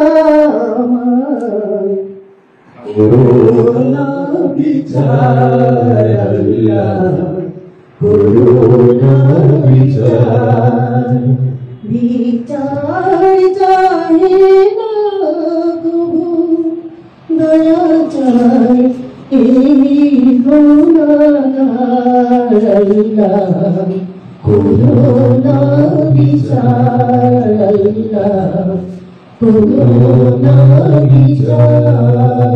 এই শুক্রবারে আমার আম্মার বিদায়, সবাই দোয়া করবেন আল্লাহ তাতে সমস্ত গুনাহ মাফ করে তার বিচারের মুখোমুখি করতাম, চাই করুন আল্লাহ তাকে জান্নাত বাসী করেন। এই দোয়াই চাচ্ছি আপনাদের কাছে। আমি নজরুলকে নিয়ে কি বলবো সবাই বলে ফেলছে, বিশেষ করে রুহি ভাই, সেলিম ভাই, ভাইয়ের সাথে আমার আসলে ওইভাবে কথা হবে। ভাইকে আমি অনেকবার দেখেছি, আমি টাঙ্গাইলে নিয়ে আমি আসলে অনেকদিন বাইরে ছিলাম বিবাহ সূত্রে, এই জন্য আমার ওইভাবে। আর সেলিম ভাই আমাকে দিচ্ছে ক্লাস 4 5 যখন পড়ি তখন আমি ভিটি করি, সেই সূত্রে সেলিমের সাথে আমি সেই হিসাবে নজরুলকে প্রচন্ড ভালোবাসি। আমি আইসি খুব খুশি হচ্ছি, কেন যদিও সেলিম ভাই এটা কিন্তু প্রতিবাদ করছে। আমি আসলে বৈশাখী যে বাইর হয় সেখানে রুহি ভাইয়ের নজরুলের উপরে প্রবন্ধন এগুলার মানে সবসময় বাইর হয়, এবং আমি তার নিয়মিত একজন পাঠক। আমি নজরুল যেখানে আছি আমি সেখানে আছি, এবং নজরুলের সেই সাহিত্যগুলো যখন পড়ি, তার লেখা যখন পড়ি, আমি খুব নিজেকে মানে যে আনন্দ বোধ করি যে টাঙ্গাইল শহরে নজরুলকে চিন্তা করার মতো, মানে আমাদের কাছে পৌঁছে দেওয়ার মতো একজন মানুষ আছে। এবং লাইব্রেরিতেও তিনি অনেক সুন্দর আলোচনা করেন নজরুলকে নিয়ে। তাই আমি আসলে ওনার প্রতি আবারও এই রাতে শ্রদ্ধা জানাচ্ছি, রেসপেক্ট অনেক, যে আপনি দীর্ঘায়ু হন এবং নজরুলকে নিয়ে আপনি গবেষণা করেন। গবেষণা মানে এই না, ওইভাবে না যে আপনি অনেক জানেন আমাদেরকে পৌঁছে দেন, সেটা আমরাও আপনার সাথে সাথে তাতে আগাতে পারি। যেহেতু আমাকে বলছে যে আসলে বেশি কথা বলা যাবে না, আমি একটা কথাই বলবো যে আমি একদিন খুব বিপদে পড়ে গেছিলাম দোহারে, ঢাকা দোহারে। আমি টেকনিক্যাল কলেজের টিচার, আমাকে একটা বিচারক করা হলো। সেখানে আমি কবিতার বিচারক, তারপরে প্রশাসনিক কিছু লোক নেওয়া হলো। এখন ছিল নজরুল গীতি গানের যে টিচার, সেটার বিচারক হিসাবে এখন আমাকে টিউনো ম্যাডাম ছিল, বললো যে ম্যাডাম আপনি থাকেন। আমি বললাম যে আমি নজরুলের গান খুব জানি না, আমি হয়তো অনেক শুনি কিন্তু আমি জানি না। বলে কি তারপর আপনি থাকেন, কারণ এখানে বিচারক আমরা আনতে পারিনি এই কারণে যে নাকি নজরুল সঙ্গীতে ভালো গান করে, ক্লাসিক্যাল গান করে, সেই আজকে ক্যান্ডিডেট এবং তার ইন্টারভিউ নিতে হবে। এখন এটা আপনি একটু দয়া করে থাকেন। আমি একটু স্মরণীয় ঘটনাটাই বললাম যে আমি চিন্তায় পড়ে গেলাম যে কিভাবে তার ইন্টারভিউ নিব, তাকে তো আমার কিছু জিজ্ঞেস করতে হবে, আমি কি জিজ্ঞেস করবো। তখন উনি ম্যাডাম ঢুকলেন এবং উনি কিন্তু বাইরে মন্তব্য করে আসছেন যে আমার ইন্টারভিউ আসলে উনি কিভাবে নিবেন, এভাবে বলছে। আমি সেখানে উনি ঢোকার পরে জিজ্ঞেস করলাম যে আপনি একটা পিপারের উপরে নজরুল সঙ্গীত গান করেন, আমি বললাম। তারপর উনি আর বলতে পারলেন না। তখন আমি বললাম নদীর নামের উপরে, পিপারের উপরে নজরুলের গান আছে। তারপরে সে বলতে পারলেন না। তারপরে আমি বললাম নদী জলে কে গো বালিকা, কাবেরী নদী জলে কে গো বালিকা। এটা হলো তিতাল। ধা ধিন ধিন দা না তিন তিন তা থেকে ধিন ধিন দা, ধা ধিন ধিন দা, কাবেরী নদী জলে কে গো বালিকা। তখন ম্যাডাম আমাকে বললো আপনি বলে গান পারেন না, আপনি কিভাবে এটা বললেন? তখন আমি বললাম নজরুলকে ভালোবাসি বলে নজরুলের বিভিন্ন গান নিয়ে আমি একটু নাড়াচাড়া করি, আর সেই ক্ষেত্রে এই নজরুলের এই ভালোবাসা থেকেই আমার এই গান। যাই হোক, আমাদের অনেক শ্যামা সঙ্গীত আছে নজরুলকে নিয়ে। আমাদের আছে অনেক ভক্তিমূলক গান, আমাদের আছে ইসলামিক গান, আমাদের আছে বিদ্রোহের গান, আমাদের আছে রণসঙ্গীত, আমাদের আছে প্রেমের গান, মানে অনেক গান আছে আমাদের মধ্যে। এখন যে যেটা বললো যে প্রতিবাদ করছিলেন তার দিকে তাকালেন যে সুন্দর করে, এখানে কি বলেছিলেন, তুমি সুন্দর তাই যে থাকি প্রিয় সে কি অপরা, আমি চিরতরে দূরে চলে যাব, তবু আমারে দেব না ভুলিতে। এই যে গানগুলো আসলে দারুণ, আলগা করবো খুব ভালো পাবেন। এই যে এই কথাগুলা এগুলো আলোচনা হয়ে গেছে বিভিন্ন শব্দ থেকে। আমি সবশেষে একটা কথাই বলবো যে নজরুলকে প্রচন্ড ভালোবাসি, নজরুলের আরো আলোচনা চাই, আরো গান নিয়ে আমরা আলোচনা করতে চাই। উজ্জ্বল রায়কে অনুরোধ থাকবে মাঝে মাঝেই নজরুল আসবে, মাঝে মাঝে, কারণ নজরুল এমন একটা সম্পদ যাকে আলোচনা করে শেষ করা যায় না। কাজে বারবার যদি আসে, আমরা যদি অনুসরণ করি, এগুলো আবার আমরা বাচ্চাদের মধ্যে পৌঁছাইতে পারবো। আমি সবশেষে বলবো নজরুল পরজন্ম বিশ্বাসী করতে অনেক আলোচনা আসছে, এখানে আমি বলবো সারা জাগে মনে জীবনে তব কপলে যেন তিল হই প্রিয়, তব কপলে যেন তিল হই। অর্থাৎ আমার যদি পরজন্ম সত্যি হয়, আমরা নজরুল কি বলছে, তব কপালে যেন তিল হই, আমার কপালে যেন নজরুল তিল হয়ে আসে, তাহলে আমার মানব জন্ম ধন্য হবে, আমার বেঁচে থাকা ধন্য হবে, আবার জন্ম নিয়ে আমি ধন্য হতে পারবো। আল্লাহর কাছে এই করে জানি না কোনো জন্ম আছে কিনা, আল্লাহ মাফ করবেন। এটা গানের ছড়ালে আমরা আলোচনা করলাম, আসলে অন্য কিছু আমি জানি না। সবশেষে আপনাদের ধন্যবাদ জানিয়ে শুভরাত্রি। নজরুল আমাদের মধ্যে মধ্যমণি, সাহিত্যের মধ্যমণি। সঙ্গীত জগতে যদি আসলে আমরা মানে টিকিয়ে রাখতে চাই, নজরুল সঙ্গীতের বিকল্প নাই। সত্যি কথা যেটা, নজরুল সঙ্গীতের বিকল্প নাই। আমি এখানে একটা কথা বলবো যে নজরুল সঙ্গীত একবার যে শিখেছে ভালো মতো, আর ক্লাসিক্যাল মানে রুটিন মতো তার যে নজরুলের গানগুলা, তাহলে তার রবীন্দ্রসঙ্গীত গাইতেও সমস্যা হয় না, পল্লী গীতি গাইতেও সমস্যা হয় না, কোনো গান গাইতে তার সমস্যা হয় না, যদি একবার কেউ নজরুল সঙ্গীতটা ভালো মতো শিখে। আসলে আর কিছু বলবো না, সবাইকে ধন্যবাদ। রাত হয়ে গেছে, অসংখ্য অসংখ্য ধন্যবাদ জানিয়ে শেষ করছি। এখানে একটা কথাই বলবো যে নজরুলের রণসঙ্গীতটা, এটা আমাদের যাতে যারা স্কুল কলেজ যাচ্ছি আমরা যেন কথায় কথায় আলোচনা করি, কারণ আমাদের চলতে হবে, আগাতে হবে। এটাই আমার শেষ কথা। আমরা নজরুলকে ধারণ করি, ওকে ভালোবাসি। সবশেষে সবাইকে ধন্যবাদ জানিয়ে আল্লাহ হাফেজ।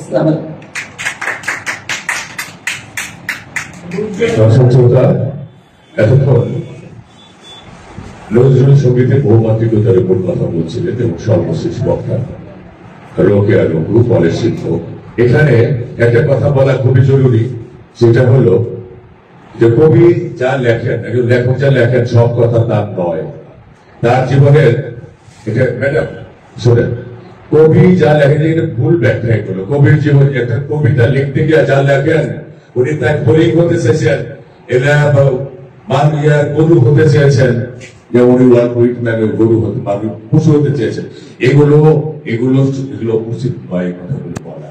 মুসলমান কখনো বড় জন্মে বিশ্বাস করে না। এটা এটা এই যে গান লিখছে বলে এই যে অনেক আরো আপনি বিশ্ব সাহিত্য পড়েনি করেন, অনেকেই অনেক কথা জীবনে কোনোদিন কেউ কাজ করে নেই, অথচ সেই কথা বলে গেছে। এর অর্থ এই দেশে ওইটা বলতে চেয়েছে। কারণ একজন মানুষের, একজন লেখক শুধু একটা জিনিস নিয়ে বসে থাকে না, সে তার লেখার সংখ্যা বাড়াতে গিয়ে অনেক বিষয় আনে, অনেক বিষয় আনতে গিয়ে কুত্তা দিয়ে লিখতে পারে। তাহলে লিখেছি কুত্তা নাকি, যে আমি যদি কুত্তা হতাম তাহলে আমি এটা করতাম, কেউ কেউ না করে আমি গান গাইতাম। তাহলে তার মানে এই কি আমার কবিতা পড়ে কেউ বলবে না সে কুত্তা হতে চেয়েছিল? কেমন কথা? তাহলে এইটা একেবারে মারাত্মক ভুল কথা যে উনি বড় জন্মের, এটা হলো তার কল্পনা, উনি বলে গেছে, লিখে গেছে, বিশ্বাস করতেন না। উনি তো শ্যামা সঙ্গীত লিখেছেন, তাহলে কি উনি কি হিন্দু ধর্ম অনুসরণ করতেন? অবশ্যই না। শ্যামা সঙ্গীত এগুলোই যে ভুল ব্যাখ্যা দেয়, এই যে শোনেন, এটা ভুল ব্যাখ্যা দেয়। শ্যামা সঙ্গীত অনেক লিখেছেন, তার মানে উনি হিন্দু ছিলেন? মোটেও না। এগুলো হলো স্থূল ব্যাখ্যা। আমাদের এই কবি নজরুলের ওই যে পরকালে বিশ্বাস করতে একটা গানের কোন লাইনে পাওয়া গেলেও এটা তার সঠিক নয়। কবির সব কথা তার বিষয়ে লেখা নয়। কবি অন্যের কথাও, এটা অবজেক্টিভ এবং সাবজেক্টিভ ব্যাপার থাকে। রোমান্টিক কবি যারা তার নিজের সম্পর্কে বেশি লেখে, আর যারা ক্লাসিক তারা হল অন্যের বিষয়ে বেশি লেখে বা বলে নিজের চেয়ে বেশি। তো যাই হোক, এখন কবিরা অনেক সময় বাড়িয়ে বলে, যেমন উইলিয়াম শেক্সপিয়ারের বন্ধু তার প্রেমিকাকে দেখাতে নিয়ে গেছে। তো আচ্ছা ঠিক আছে, উইলিয়াম শেক্সপিয়ার সাথে গেছে, গেলে একটা চমৎকার বাগানে, ফুলের বাগানে বসে আছে এই মেয়েটা, আমার বন্ধুর বান্ধবী বসে আছে এবং সে যাচ্ছে, আমার বান্ধবীটাকে কেমন দেখা যায় দূর থেকে দেখাচ্ছে। আরে উইলিয়াম শেক্সপিয়ার বললেন, she is the beautiful, she is the more beautifuler, she is the most beautifulest. তিনটা বাক্যই ভুল, গ্রামাটিক্যালি তিনটা বাক্যই অশুদ্ধ, কিন্তু এটা হলো কবি এটা বলে। তারপরে হ্যাঁ, এই যে এই ব্যাপারগুলো কবি এগুলো বলবেন, তাই বলে সব কথা ওইভাবে দেওয়া যাবে না। তো যাই হোক, প্রিয় দর্শক শ্রোতা, এত জল ও কাজল চোখে পাশানি আনিল বলো কে, এত জল ও কাজল চোখে পাশানি আনিল বলো কে, জলমল জল মতির মালা দুলিছে ঝালুর পলকে, দিল কি প্রভু হাওয়াতে তোর বুকে কি বিধিল কে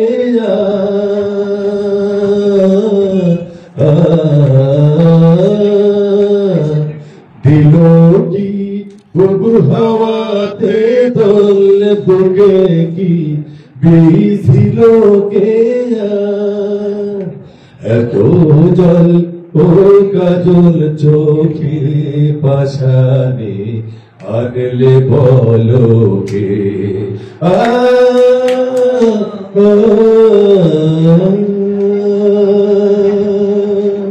প্রিয় দর্শক শ্রোতা, প্রতি মঙ্গলবার শিল্প আড্ডা টাঙ্গাইল আয়োজন করে থাকে সেমিনার বিভিন্ন বিষয়ের উপর। তো আমরা আজকে এই বাইরে গিয়ে খালি কথা বলে দুঃখ চলে, তাই আজকে আমরা পূর্বে এই বিষয় নির্ধারিত করেছিলাম যে কবি নজরুল সঙ্গীতের বহুমাত্রিকতার উপর। তো আমরা আসলে নজরুল সম্পর্কে এইভাবে এক মাস বলে শেষ করা যাবে না। তো এখানে যারা সম্মানিত আলোচক ছিলেন এবং দর্শক শ্রোতা ছিলেন, সবাই একমত বলেন যে কবি নজরুলের উপর অন্তত আরেকটা সেমিনার করা দরকার। তাই সম্মানিত দর্শক শ্রোতা, আমরা পরবর্তী মঙ্গলবারেও কবি নজরুলের উপরে আলোচনা করব এবং সে আলোচ্য বিষয় হলো নজরুল কাব্যে বহুমাত্রিকতা। আজকে যেমন ছিল নজরুল সঙ্গীতের বহুমাত্রিকতা, তেমনি পরবর্তীটা হলো নজরুল কাব্যের বহুমাত্রিকতা।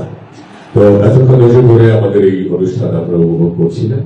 আপনারা এখন যারা এই লাইভ দেখছেন এবং এই অনুষ্ঠান পরবর্তীতে দেখবেন, আমরা এসে করলে মন্তব্য লিখতে পারেন। আমাদের অনুষ্ঠান কেমন লাগলো? আসলে আমরা সবাই ব্যস্ততার মধ্যেও আমাদের কিছু জ্ঞান আহরণ করা প্রয়োজন। এটা যারা জ্ঞান অর্জন করেন, জ্ঞান নিয়ে ঘাটাঘাটি করেন, তারা কখনো তার পুরস্কার আশা করেন না। জ্ঞান নিজেই তার পুরস্কার। সক্রেটিস প্লেটো, অ্যারিস্টটল, আলেকজান্ডার, এরা যারা দার্শনিক তারা কখনো সাধারণ মানুষের কাছ থেকে কোনো পুরস্কার আশা করেন না। They hope to get something or to be rewarded by creator Allah himself. আল্লাহর কাছ থেকে তারা পুরস্কার আশা করেন। এই বিশ্ব, এই বৈশ্বিক সমাজ তাদেরকে কিছু দিয়ে সন্তুষ্ট করবার যোগ্যতা রাখেন না। তাই কেউ না কেউ জ্ঞানের আলোচনা করবে, জ্ঞান আহরণ করবে, সবাই করবে তার মানে নেই। এজন্য জ্ঞানীদের সংখ্যা চিরকালই কম থাকে। তো যারা আমরা আলোচনা করিয়া এই আজকের শিল্পটাকে সার্থক করেছেন এবং যারা শ্রোতা ধৈর্য ধরে আলোচনা শুনে সার্থক করেছেন, তাই আপনাদের সবার প্রতি শুভকামনা রইল। আল্লাহ আপনাদের সুস্থ রাখুন, দীর্ঘজীবী করুন, ভালো থাকুন। আল্লাহ হাফেজ।